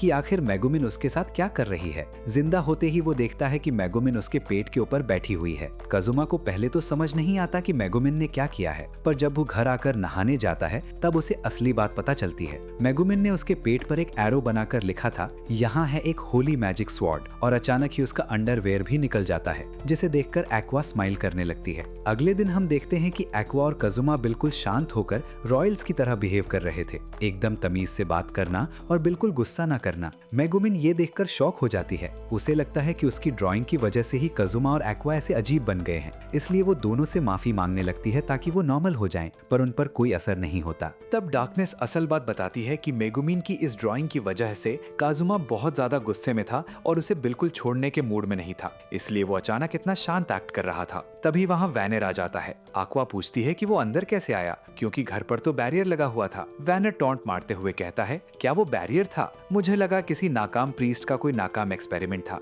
हालांकि उस बैरियर की वजह से वैनर की बॉडी टूटने लगी थी, पर उसे कोई फर्क नहीं पड़ता, क्योंकि वो आसानी से अपनी बॉडी को रिप्लेस कर सकता था। काजुमा कहता है कि उन्हें अब बिजनेस की बात करनी चाहिए। एक्वा चिढ़कर पूछती है कि तुम इस डीमन पर भरोसा कैसे कर सकते हो, जो इंसानों के दुख और डार्क इमोशंस के बिना जिंदा भी नहीं रह सकता। वैनर जवाब देता है कि हम भले ही डीमंस हैं, पर हम अपने वादे के पक्के होते हैं। तुम लोगों की तरह नहीं, जो बस ये कहते हैं कि हम तुम पर हमेशा नजर रख रहे हैं, पर खुद कोई काम नहीं करते। फिर वो मजाक में कहता है कि क्या डस्ट भी कोई गॉड है जो ऊपर से लड़कियों को नहाते हुए देखता रहता है। एक्वा गुस्से में आकर उस पर प्यूरिफिकेशन अटैक चलाने लगती है, पर वैनर उससे बच जाता है। एक्वा बीच में आकर उसे पकड़ लेती है और दोनों में बहस शुरू हो जाती है। थोड़ी देर बाद वैनर काजुमा को बताता है कि अगर वो इन सारी चीजों के इंटेलेक्चुअल प्रॉपर्टी राइट्स, आइडियाज और डिजाइन्स उसे बेच देता है तो वैनर उसे 300 मिलियन एरिस दे सकता है। ये इतना ज्यादा पैसा था कि काजुमा बिना कोई काम किए पूरी जिंदगी आराम से खा पी कर सो सकता था। वैनर एक और ऑफर देता है कि अगर वो चाहे तो एक साथ पैसे लेने के बजाय हर महीने 1 मिलियन ले सकता है, वो भी हमेशा के लिए। पर काजुमा सोचता है कि इस बात की कोई गारंटी नहीं है कि वैनर उसे हमेशा पैसे देता ही रहेगा, इसलिए एक ही बार में सारे पैसे ले लेना ज्यादा समझदारी होगी। मेगुमिन और डार्कनेस अब कह रही थी कि उन्हें चलकर कोई मिशन करना चाहिए, पर काजुमा मजे से लेटे लेटे ही डार्कनेस पर एक आइस अटैक कर देता है और मेगुमिन के ऊपर ड्रेन टच का यूज करके उन्हें वहीं रोक देता है। और वो इसी बारे में सोच ही रहे होते हैं कि वैनर कहता है कि तुम लोग इस पर अच्छे से सोच विचार कर लो, मैं बाद में आता हूँ। असल में तभी से काजुमा और एक्वा बिल्कुल रॉयल्स की तरह तमीज से बिहेव कर रहे थे, क्योंकि उन्हें पता चल गया था कि अब उनके पास बहुत सारा पैसा आने वाला है। मेगुमिन कहती है कि उन्हें क्वेस्ट पूरा करने जाना चाहिए, तो काजुमा जवाब देता है कि जब हमारे पास इतना पैसा आने वाला है तो काम करने की क्या जरूरत है, इससे अच्छा है कि हम लोग कोई बिजनेस शुरू करें। एक्वा टेंशन में आकर कहती है कि अगर उन्होंने डीमन किंग को नहीं हराया तो वो कभी अपने वर्ल्ड में वापस नहीं जा पाएंगे। इस पर कजुमा एक आइडिया देता है कि अगर ऐसी बात है तो वो लोग बहुत ही पावरफुल और अच्छे एडवेंचरर्स को पैसे देकर हायर कर लेंगे, जो उनके बदले जाकर डीमन किंग को हरा देंगे। कजुमा और एक्वा दोनों को ये प्लान बहुत पसंद आता है, लेकिन मेगुमिन चिढ़कर कहती है कि दूसरे एडवेंचरर्स को हायर करके डीमन किंग को हराना कितनी गंदी और घटिया सोच है। दूसरी तरफ डार्कनेस ये सोच कर बहुत खुश और एक्साइटेड हो रही थी कि कजुमा कितना नकारा और गिर चुका है और पता नहीं आगे चलकर उसका क्या बुरा हाल होगा। कजुमा तब बताता है कि पेड़ से गिरने की वजह से उसकी गर्दन टूट गई थी, जो अभी तक पूरी तरह ठीक नहीं हुई है। वो एक्वा के मैजिक से भी उसे ठीक नहीं करवाना चाहता, बल्कि चाहता है कि वो नेचुरली ठीक हो और तब तक वो यहीं कोटाट्सू में बैठकर आराम करेगा। तभी मेगुमिन एक सजेशन देती है कि क्यों ना वो लोग पानी और हॉट स्प्रिंग्स के शहर एल्कनरेटिया चलें। हॉट स्प्रिंग का नाम सुनते ही सभी लोग बहुत खुश हो जाते हैं। अगले दिन बिल्कुल सुबह सुबह एक्वा और कजुमा तो जाने के लिए एकदम रेडी होकर बैठे थे, पर बाकी दोनों यानी मेगुमिन और डार्कनेस अभी तक सो रही थी, इसलिए एक्वा उन्हें उठाने जाती है और कजुमा जर्नी के लिए सबसे बेस्ट सीट्स बुक करने निकल जाता है। लेकिन जाने से पहले कजुमा वैनर के पास जाता है ये बताने कि वो लोग अभी एल्कनरेटिया घूमने जा रहे हैं, इसलिए वापस आने के बाद ही बिजनेस की डील फाइनल करेंगे। पर तभी उसकी नजर विज पर पड़ती है, जो नीचे जमीन पर बेहोश पड़ी हुई थी। असल में विज शॉप के लिए कुछ अजीब और फालतू चीजें खरीद कर ले आई थी, जिसकी वजह से वैनर ने गुस्से में उसका ये हाल किया था। वो चीजें असल में मैजिकल टॉयलेट एक्सेसरीज थी, यानी अगर आपको किसी पब्लिक प्लेस में टॉयलेट जाना हो तो आप इसका यूज कर सकते हैं। जब आप इसे यूज करते हैं तो इसमें से झरने यानी वाटरफॉल की बहुत तेज आवाज आती है, ताकि किसी को पता ना चले। पर आवाज इतनी ज्यादा तेज होती है कि मॉन्स्टर्स अट्रैक्ट होने लगते हैं और इसमें से इतना पानी निकलता है कि छोटा मोटा फ्लड ही आ जाए। यानी ये बिल्कुल बेकार प्रोडक्ट था और यही वजह थी कि वैनर उन्हें रिटर्न करने जा रहा था। वैनर तब कजुमा से रिक्वेस्ट करता है कि क्यों ना वो लोग विज को भी अपने साथ घूमने ले जाएं। दूसरी तरफ थोड़ी देर बाद यूनियन उनके मैंशन पर आती है कजुमा को ड्यूएल के लिए चैलेंज करने, पर वो देखती है कि घर पर कोई नहीं है क्योंकि वो सब पहले ही बाहर जाने के लिए निकल चुके थे। वहाँ सफर के लिए कजुमा और डार्कनेस किसी तरह उनका सामान मैनेज करके विज को भी साथ ले लेते हैं। इतने में एक्वा को एक वैगन मिल जाती है जिसके टिकट्स वो खरीद लेते हैं। पर जब वो अंदर देखते हैं तो वहाँ पहले से ही एक बेबी ड्रैगन बैठा हुआ था जिसका टिकट भी बुक था। इसका मतलब ये था कि उन पांचों में से अब किसी एक को गाड़ी के बाहर बैठकर जाना पड़ेगा। कजुमा तभी कहता है कि वो लोग रॉक पेपर सिजर्स खेलकर ये डिसाइड कर सकते हैं कि बाहर कौन बैठेगा, क्योंकि कजुमा के पास लक की कोई कमी नहीं थी, जबकि एक्वा की किस्मत बहुत ही खराब थी। एक्वा चाहे जितनी बार भी कोशिश कर ले वो हर बार हार जाती थी, इसलिए आखिर में उसे ही वैगन के पीछे बाहर बैठना पड़ता है। शुरुआत में सफर बहुत आराम से चल रहा होता है। जब वो लोग एक डेजर्ट को क्रॉस कर रहे होते हैं तभी कजुमा को दूर से उनकी तरफ कुछ बढ़ता हुआ दिखता है। गाड़ी चलाने वाले ओल्ड मैन बताते हैं कि ये रनिंग हॉक काइट्स हो सकते हैं जो बहुत ही खतरनाक मॉन्स्टर्स होते हैं। मीटिंग सीजन में फीमेल का ध्यान खींचने के लिए ये मॉन्स्टर्स सबसे मजबूत चीज से जाकर टकराते हैं ताकि वो दिखा सकें कि वो कितने खतरनाक हैं। वो या तो किसी बड़ी चट्टान की तरफ जा रहे होंगे या फिर किसी ऐसी गाड़ी की तरफ जिसमें एडमंटाइट होगा। ये सुनते ही कजुमा को याद आता है कि डार्कनेस का नया आर्मर तो एडमंटाइट से बना है, यानी वो मॉन्स्टर्स सीधा डार्कनेस को ही टक्कर मारने आ रहे हैं। तभी एडवेंचरस गार्ड उन्हें प्रोटेक्ट करने के लिए आगे आते हैं, पर कजुमा और उसकी टीम भी मदद के लिए सामने आती है क्योंकि कजुमा जानता था कि ये मुसीबत उन्हीं की वजह से आई है। कजुमा मेगुमिन को एक्सप्लोजन मैजिक के साथ रेडी रहने को कहता है। डार्कनेस तो खुशी खुशी सबसे आगे आकर खड़ी हो जाती है क्योंकि उसे इस सब में काफी मजा आ रहा होता है। बाकी लोगों को लगता है कि डार्कनेस अपनी स्किल का यूज करके एक डिकॉय यानी चारे की तरह काम कर रही है ताकि मॉन्स्टर्स का ध्यान भटका सके। इस बीच एक मॉन्स्टर जब अटैक करने आता है तो डार्कनेस जानबूझकर उस अटैक को अपने ऊपर ले लेती है और रस्सी से बंध जाती है, जो कि उस मॉन्स्टर के अटैक की पावर थी। डार्कनेस ने ये सब जानबूझकर किया था ताकि वो वहाँ बिल्कुल लाचार हो सके और वो हॉक काइट्स उसे आकर पीट सकें। लेकिन बाकी सबको लग रहा होता है कि डार्कनेस ने अपनी जान खतरे में डालकर सबको सेव किया है। पर जैसे ही हॉक काइट्स पास आते हैं वो डार्कनेस को डॉज करके यानी बचकर निकलने लगते हैं। डार्कनेस को लगता है कि वो उसे चढ़ा रहे हैं, पर असल में वो इसलिए बच रहे थे क्योंकि एक्वा ने उन पर ब्लेसिंग मैजिक का यूज किया था। इस ब्लेसिंग के बदले में कजुमा एक्वा को अंदर सीट पर बैठने देता है और खुद पीछे चला जाता है। गार्ड्स अभी भी उन मॉन्स्टर्स पर अटैक कर रहे थे, पर वो मॉन्स्टर्स एक बार आगे निकलकर दोबारा उनकी तरफ ही लौट रहे थे। कजुमा समझ जाता है कि अगर उन्होंने कुछ नहीं किया तो ये मॉन्स्टर्स बार बार ऐसे ही आते रहेंगे। वो ओल्ड मैन से पूछता है तो पता चलता है कि पास में ही एक गुफा है। इसके बाद काजुमा वैगन को गुफा की तरफ ले जाने को कहता है और अपनी टीम को गाड़ी के अंदर बैठने को बोलता है, लेकिन डार्कनेस के आर्मर का वेट इतना ज्यादा था कि उसे गाड़ी के अंदर खींच पाना बहुत मुश्किल हो रहा होता है। तब डार्कनेस के कहने पर ही वो लोग उसे गाड़ी से बांधकर जमीन पर घसीटने लगते हैं। डार्कनेस को इसमें भी बहुत मजा आ रहा था क्योंकि ये उसकी गंदी फैंटेसी थी। अब मॉन्स्टर्स बहुत पास आ चुके थे तो उन्हें स्लो करने के लिए विज अपने स्वॉम्प यानी दलदल मैजिक का यूज करती है, पर उससे ज्यादा फर्क नहीं पड़ता। इस दौरान जमीन पर घसीटने की वजह से डार्कनेस की हालत खराब होने लगती है तो आक्वा उसे साथ के साथ हील करती रहती है। जैसे ही गुफा पास आती है काजुमा गाड़ी को वहीं रोकने को कहता है और आक्वा के मैजिक से अपनी खुद की पावर को बढ़ा लेता है। कुछ एरोस चलाने के बाद वैगन रुक जाती है और काजुमा सीधा डार्कनेस को उठाकर गुफा के सामने फेंक देता है। सारे हॉक काइट्स भी डार्कनेस के पीछे पीछे गुफा की तरफ बढ़ने लगते हैं। एंड मूवमेंट पर बाकी सब मॉन्स्टर्स को डॉज करके गुफा के अंदर भेज देते हैं, जहां मेगुमिन अपने एक्सप्लोजन मैजिक का यूज करके एक ही बार में उन सबको खत्म कर देती है। रात को सभी लोग उन्हें बहुत अच्छी ट्रीट देते हैं और उनका शुक्रिया अदा करते हैं क्योंकि उन्हें लगता है कि आज उनकी जान इन्हीं की वजह से बची है। उन बेचारों को क्या पता था कि ये सारी प्रॉब्लम ही उन्हीं की वजह से शुरू हुई थी। वो लोग काजुमा और उसकी टीम को रिवॉर्ड ऑफर करते हैं, पर काजुमा ये कहकर मना कर देता है कि ये तो हमारा फर्ज था। ये सुनकर उन लोगों की रेपुटेशन वहां और भी ज्यादा बढ़ जाती है, पर काजुमा को अंदर ही अंदर इस झूठ के लिए बहुत बुरा लग रहा होता है। थोड़ी देर बाद आक्वा वहां सबका मनोरंजन यानी एंटरटेनमेंट कर रही होती है और दूसरी तरफ काजुमा बैठकर अपनी नई सीखी हुई स्मिथिंग स्किल का यूज करते हुए डार्कनेस का आर्मर ठीक कर रहा होता है। इसके बाद आधी रात को जब सब लोग सो रहे थे काजुमा को कुछ अजीब महसूस होता है और वो जाग जाता है। वो बाकी सबको भी जगाने की कोशिश करता है। जब सब जाग जाते हैं तो ध्यान से देखने पर पता चलता है कि उनकी तरफ ज़ॉम्बीज का एक बड़ा ग्रुप बढ़ा चला आ रहा है। काजुमा को लगता है कि यही सही मौका है जब वो दिन वाली गलती का प्रायश्चित कर सकते हैं, पर तभी वो देखता है कि सारे के सारे ज़ॉम्बीज सीधा आक्वा की तरफ ही जा रहे हैं। वो समझ जाता है कि ये ज़ॉम्बीज भी आक्वा की होली पावर से अट्रैक्ट होकर यहाँ आए हैं। आक्वा उन्हें बहुत आसान से प्योरीफाई कर देती है, पर गलती से इस प्योरिफिकेशन का असर पास खड़ी विज पर भी होने लगता है क्योंकि विज एक अनडेड लिच है। अगले ही पल सारे लोग दोबारा बहुत खुश हो जाते हैं और उनकी जमकर तारीफ करते हैं। वो लोग उन्हें फिर से रिवॉर्ड देने की बात करते हैं, पर काजुमा इस बार भी मना कर देता है। अगले दिन यूनियन एक बार फिर से उनके मैंशन पर आती है ड्यूएल के लिए, पर उसे आज भी खाली हाथ ही वापस जाना पड़ता है। दूसरी तरफ उनका सफर दोबारा शुरू हो जाता है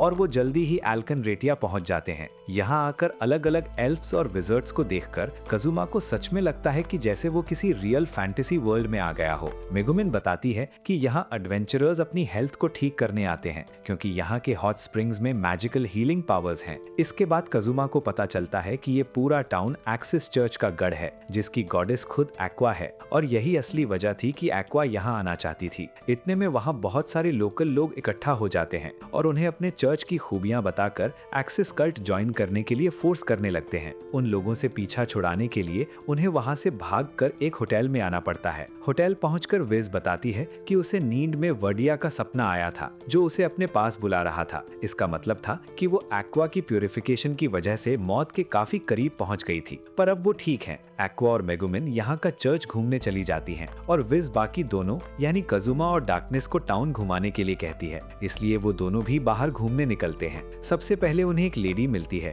जिसकी वो मदद करते हैं, पर वो लेडी ये सब सिर्फ इसलिए कर रही थी ताकि वो उनके क्लोज आ सके और उन्हें एक्सिस कल्ट ज्वाइन करने के लिए मना सके। वो उन्हें डराती भी है कि अगर उन्होंने कल्ट ज्वाइन नहीं किया तो फ्यूचर में उनके साथ बहुत बुरा होगा और उनका बैड लक शुरू हो जाएगा। उससे बचने के लिए डार्कनेस अपना टोकन दिखाती है कि वो एरिस सेक्ट को फॉलो करती है। ये सुनते ही वो लेडी गुस्से में थूकते हुए वहां से चली जाती है क्योंकि एक्सिस कल्ट के लोग एरिस कल्ट से सख्त नफरत करते हैं। पर लोगों का ये बुरा ट्रीटमेंट डार्कनेस को उसकी फैंटेसी की वजह से काफी पसंद आता है। इसके बाद उन्हें रास्ते में एक और लड़की मिलती है जिसके पीछे एक आदमी पड़ा हुआ था। वो लड़की चिल्लाकर कह रही होती है कि अगर वो एक्सिस कल्ट को ज्वाइन कर लेता है तो ये आदमी उसका पीछा छोड़ देगा। पर यहाँ पर भी जब उन्हें पता चलता है कि डार्कनेस एरिस सेक्ट की है तो वो लड़की और आदमी थूकते हुए वहां से चले जाते हैं। डार्कनेस को तो इस ट्रीटमेंट में भी बहुत मजा आ रहा था। इसके बाद उन्हें एक आदमी मिलता है जो उन्हें गिफ्ट देने की बात करता है, पर शर्त यही थी कि पहले उन्हें एक्सिस कल्ट ज्वाइन करना होगा।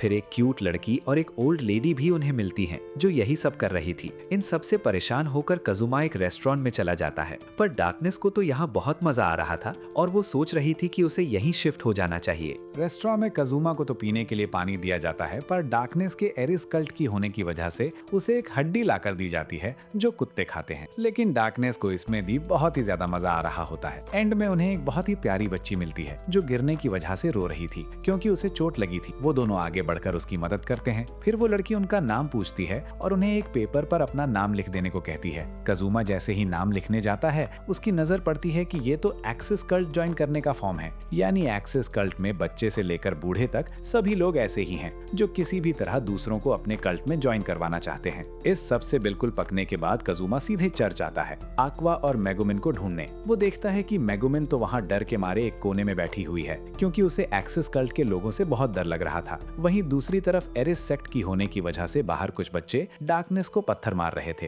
और एक्वा वहाँ एक लेडी बनकर बैठी हुई थी जो लोगों के गुनाह सुनती थी और उन्हें माफ करती थी जैसे कि वो सच में कोई गॉडेस हो। कजुमा वहाँ बात करने जाता है और कहता है कि वो कुछ कन्फेस करना चाहता है। वो बताता है कि उसने अपनी एक प्रीस्ट दोस्त की उस कप को तोड़ दिया है जिसका वो यूज अपने ट्रिक्स दिखाने के लिए करती थी। साथ ही उस दोस्त के पास एक एक्सपेंसिव वाइन थी जिसे वो हमेशा अपने पास रखकर सोया करती थी। कजुमा उस पूरी वाइन को पी गया है और उसकी जगह उस बोतल में सस्ती लिकर भरकर रखती है और क्योंकि वो दोस्त हमेशा कोई ना कोई प्रॉब्लम खड़ी करती रहती है इसलिए कजुमा ने अब उसकी जगह एरिस सेक्ट के एक प्रीस्ट के लिए जॉब वैकेंसी निकाल दी है। ये सब सुनते ही एक्वा का सारा नाटक खत्म हो जाता है और वो गुस्से में अपने एक्ट से बाहर आ जाती है। तब कजुमा कहता है कि वो तो बस मजाक कर रहा था, उसने ऐसी कोई ओपनिंग नहीं निकाली है और ये आखिरी वाली बात बिल्कुल झूठ थी। तभी वहाँ एक ओल्ड मैन आता है जो बताता है कि वो एक्सिस कल्ट को फॉलो करता है, पर हाल ही में वो गॉडेस एरिस के ब्रेस्ट को देखकर उनकी तरफ काफी अट्रैक्ट होने लगा है। ये सुनकर एक्वा उसे बताता है कि एरिस अपने ब्रेस्ट को बड़ा दिखाने के लिए पैड्स लगाती है। कजुमा तब एक्वा से पूछता है कि क्या अपने फॉलोअर्स बढ़ाने के लिए दूसरी गॉडेसेस की बुराई करना सही है,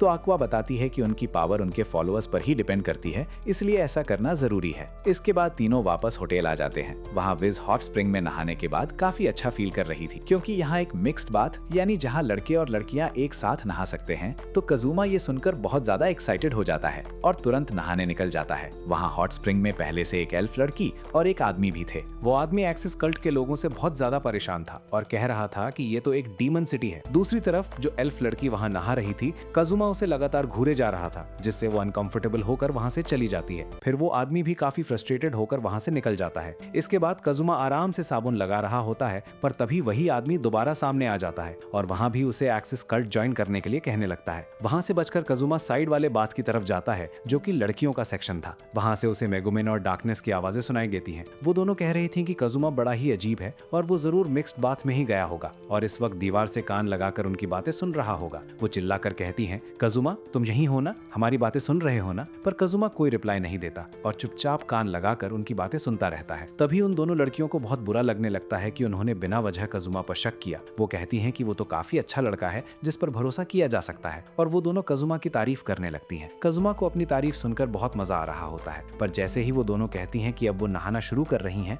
तो काजुमा दीवार के छेद से उन्हें देखने की कोशिश करने लगता है। तभी डार्कनेस दीवार के पार से उसे एक जोरदार पंच मारती है, क्योंकि उन्हें पहले से ही पता था कि काजुमा पक्का यहीं पर होगा। रात को आक्वा रो रही होती है, क्योंकि वो भी नहाने गई हुई थी, पर चर्च के एक सीक्रेट हॉट स्प्रिंग में। लेकिन आक्वा की होली पावर की वजह से वो मैजिकल हॉट स्प्रिंग प्योरीफाई होकर नॉर्मल गर्म पानी में बदल गया, और इसी वजह से वहां के लोगों ने उसे लात मारकर बाहर निकाल दिया। आक्वा ने ये बात वहां के हेड प्रीस्ट को भी बताई और ये भी कहा कि वही उनकी गॉडेस आक्वा है जिसके वो पूजा करते हैं, पर उस प्रीस्ट ने उसकी बात पर बिल्कुल भी भरोसा नहीं किया। अगले दिन आक्वा कहती है कि ये टाउन बड़े खतरे में है, क्योंकि उसे उस आदमी ने बताया था कि यहाँ की हॉट स्प्रिंग्स की क्वालिटी अब बहुत खराब होने लगी है। आक्वा को शक होता है कि ये पक्का डीमन किंग के किसी बंदे का काम है जो हॉट स्प्रिंग को खराब करके इस टाउन की कमाई यानी इनकम को बंद करना चाहता है, पर कोई भी आक्वा की बात पर बिलीव नहीं कर रहा था कि ऐसा कुछ हो सकता है। इसलिए काजुमा और मेगुमिन दोनों टाउन घूमने निकल जाते हैं और आक्वा जबरदस्ती डार्कनेस को अपने साथ लेकर चली जाती है। वहीं दूसरी तरफ विज आक्वा की होरी पावर की वजह से एक बार फिर बीमार पड़ गई थी।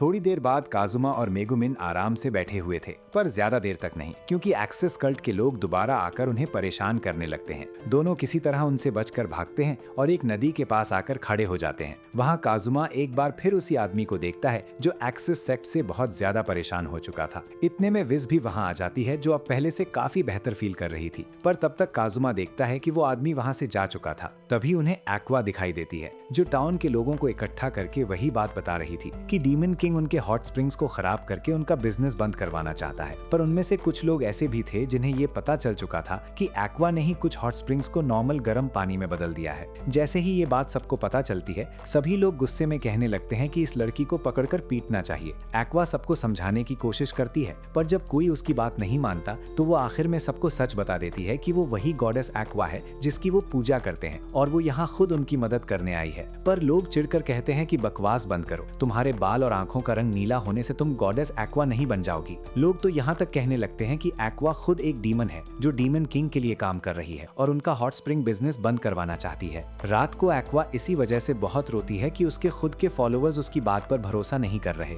इतने में उन्हें होटल के बाहर से शोर सुनाई देता है। देखने पर पता चलता है कि टाउन के सारे लोग मशाल लेकर होटल के बाहर इकट्ठा हो गए हैं। वो लोग चिल्लाकर कह रहे थे कि हमें डीमन और डीमन किंग के साथियों को मारना होगा, और वो लोग एक्वा को जिंदा जलाने यानी विच हंट की बात कर रहे थे। इसलिए उन चारों को वहां से तुरंत भागना पड़ता है। भागते हुए एक्वा बताती है कि मेन प्रॉब्लम उनका वाटर सोर्स यानी पानी का मेन जरिया है। अगर वो उसे जाकर प्यूरिफाई कर दे तो सब कुछ ठीक हो जाएगा। काजुमा पूछता है कि क्या उसे ऐसी हालत में भी उनकी हेल्प करनी चाहिए जब उसके खुद के फॉलोअर्स उसे मारना चाहते हैं। एक्वा कहती है कि वो अपने फॉलोअर्स के लिए कुछ भी करेगी। अब वो चारों मेन वाटर सोर्स के पास पहुंच जाते हैं, पर बाहर खड़े गार्ड्स उन्हें अंदर जाने से रोक देते हैं क्योंकि हेड प्रीस्ट ने मना किया था। एक्वा जब उनसे एक्सिस सेक्ट को बचाने की बात करती है तो गार्ड्स कहते हैं कि वो लोग एरिस सेक्ट को फॉलो करते हैं, इसलिए उन्हें कोई फर्क नहीं पड़ता। तभी एंड में वो लोग डार्कनेस को अपना फैमिली क्रेस्ट यानी शाही निशान दिखाने को कहते हैं। डार्कनेस काफी हिचकिचाने के बाद आखिरकार अपना क्रेस्ट दिखा देती है, जिसे देखकर गार्ड्स डर जाते हैं और उन्हें अंदर जाने की एंट्री मिल जाती है। अंदर जाने पर वो देखते हैं कि जहाँ से पानी ट्रांसफर होता है वो जगह बिल्कुल जहरीली यानी मेन वाटर सोर्स को पहले ही पॉइजन कर दिया गया है। जब वो मेन सोर्स के बिल्कुल पास पहुंचते हैं तो देखते हैं कि वही फ्रस्ट्रेटेड आदमी वहाँ खड़ा हुआ था। काजुमा को लगता है कि वो आदमी शायद सुसाइड करने जा रहा है, पर वो तो वहाँ कुछ और ही खुराफात करने में लगा हुआ था। तभी विज उसे पहचान लेती है और बोलती है, तुम तो हंस हो ना, जो एक खतरनाक डेडली पॉइजन स्लाइम म्यूटेंट है। तो क्या तुम ही हो जो इस वाटर सोर्स को पॉइजन कर रहे हो? हंस पूरी कोशिश करता है विज को ये समझाने की कि वो हंस नहीं है और वो वहाँ से भागने की भी कोशिश करता है, पर बाकी लोग उसे जाने नहीं देते। हंस तब विज को उनकी पुरानी डील की याद दिलाता है कि विज बस डीमन कैसल के बैरियर को मेंटेन करने में उनकी हेल्प करेगी और बदले में वो उनके किसी भी काम में टांग नहीं अड़ाएगी। हंस भी असल में डीमन किंग की आर्मी का एक कमांडर वेसल है। अब तक एक्वा को बहुत ज्यादा गुस्सा आ चुका था। विज तब हंस से कहती है कि उन्हें आराम से बैठकर बात सुलझानी चाहिए, पर हंस जवाब देता है कि विज जब एक ह्यूमन आर्च विजर्ड हुआ करती थी तब उसने कभी बैठकर बात नहीं की थी और हमेशा आकर सीधा उन पर हमला कर देती थी। तभी काजुमा फाइट के लिए आगे आता है तो विज उसे वार्न करती है कि ये बहुत ताकतवर है, पर काजुमा कहता है कि स्लाइम तो सबसे कमजोर मॉन्स्टर होता है और वैसे भी उनके पास एक्वा है जो इसे आसानी से प्योरीफाई कर देगी। हंस बताता है कि वो डीमन किंग की आर्मी का एक लीडर है। विज समझाती है कि वो बहुत खतरनाक है क्योंकि स्लाइम्स के ऊपर फिजिकल अटैक्स का कोई असर नहीं होता और अगर इसने एक बार किसी को पकड़ लिया तो उसका खेल वहीं खत्म हो जाता है। ये सुनते ही काजुमा की बुरी तरह फट जाती है और वो वहाँ से भागने लगता है। बाकी सब भी उसे रोकने के लिए उसके पीछे भागते हैं, पर काजुमा कहता है कि इस वक्त यहाँ से भागना ही सबसे बड़ा अक्लमंद काम है। लेकिन तभी वो देखते हैं कि होटल के बाहर वाले लोग एक्वा को मारने के लिए यहाँ अंदर तक आ रहे हैं। काजुमा कहता है कि अब उन्हें लोगों को बचाने का ख्याल छोड़ देना चाहिए और वैसे भी अगर ये एक्सिस सेक्ट खत्म हो गया तो किसी को कोई फर्क नहीं पड़ेगा। पर एक्वा अपने फॉलोअर्स को मरने नहीं देना चाहती थी, इसलिए वो अकेले ही फाइट के लिए आगे बढ़ जाती है। एक्वा को अकेला जाता देख बाकी सबके प्रेशर की वजह से काजुमा को भी मजबूरन वहाँ रुकना ही पड़ता है। हंस बताता है कि एक बार वो इस पूरे वाटर सोर्स को पॉइजन कर दे फिर वो इस घटिया सिटी से निकल जाएगा। वो ये भी बताता है कि यहाँ के जो केयर टेकर थे और जो हेड प्रीस्ट थे उन्हें हांस ने जिंदा खा लिया है। ये बात सुनते ही विज का गुस्सा 8वें आसमान पर पहुंच जाता है और वो हांस पर अटैक करके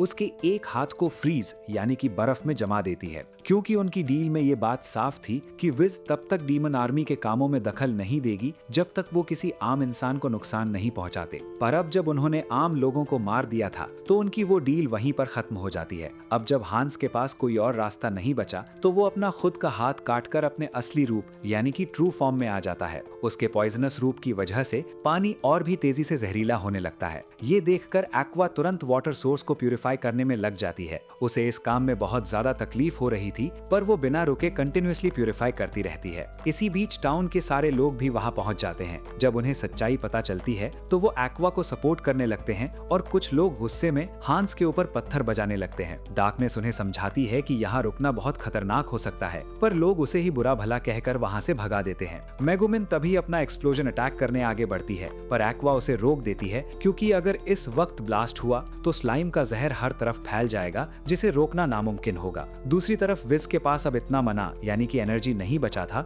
कि वो हांस को फ्रीज कर सके। वो कहती है कि अगर कैसे भी हांस का साइज छोटा हो जाए तो काम बन सकता है। तभी काजुमा की नजर पड़ती है कि हेड प्रीस्ट की बॉडी अभी तक हांस के अंदर पूरी तरह डाइजेस्ट नहीं हुई है। उसे एक आइडिया आता है और वो एक्वा से पूछता है कि क्या वो किसी ऐसे इंसान को जिंदा यानी कि रिवाइव कर सकती है जिनकी बॉडी अभी पूरी तरह डाइजेस्ट ना हुई हो। एक्वा हाँ कहती है। तभी हांस एक्वा को खाने के लिए आगे बढ़ता है, पर काजुमा तुरंत चिल्लाकर उसका ध्यान अपनी तरफ खींच लेता है। काजुमा एक डीकॉय यानी कि चारे की तरह काम करते हुए हांस को वाटर सोर्स से दूर एक खाई की तरफ ले जाता है और वहां जंप कर देता है। हांस भी उसके पीछे पीछे कूदता है और खाई में काजुमा को जिंदा खा लेता है। और काजुमा का असली प्लान बिल्कुल यही था। जैसे ही हांस काजुमा को खाता है, मेगुमिन बिना देर किए वहां एक पावरफुल एक्सप्लोजन मैजिक का यूज कर देती है। ब्लास्ट की वजह से जहर यहाँ वहां उड़ता तो है, पर क्योंकि ये जगह मेन वाटर सोर्स से काफी दूर थी इसलिए पानी पर कोई असर नहीं पड़ता। डार्कनेस इस दौरान आगे आकर लोगों को उस ब्लास्ट से प्रोटेक्ट करती है। एक्सप्लोजन के बाद हांस का साइज बहुत ही छोटा हो जाता है,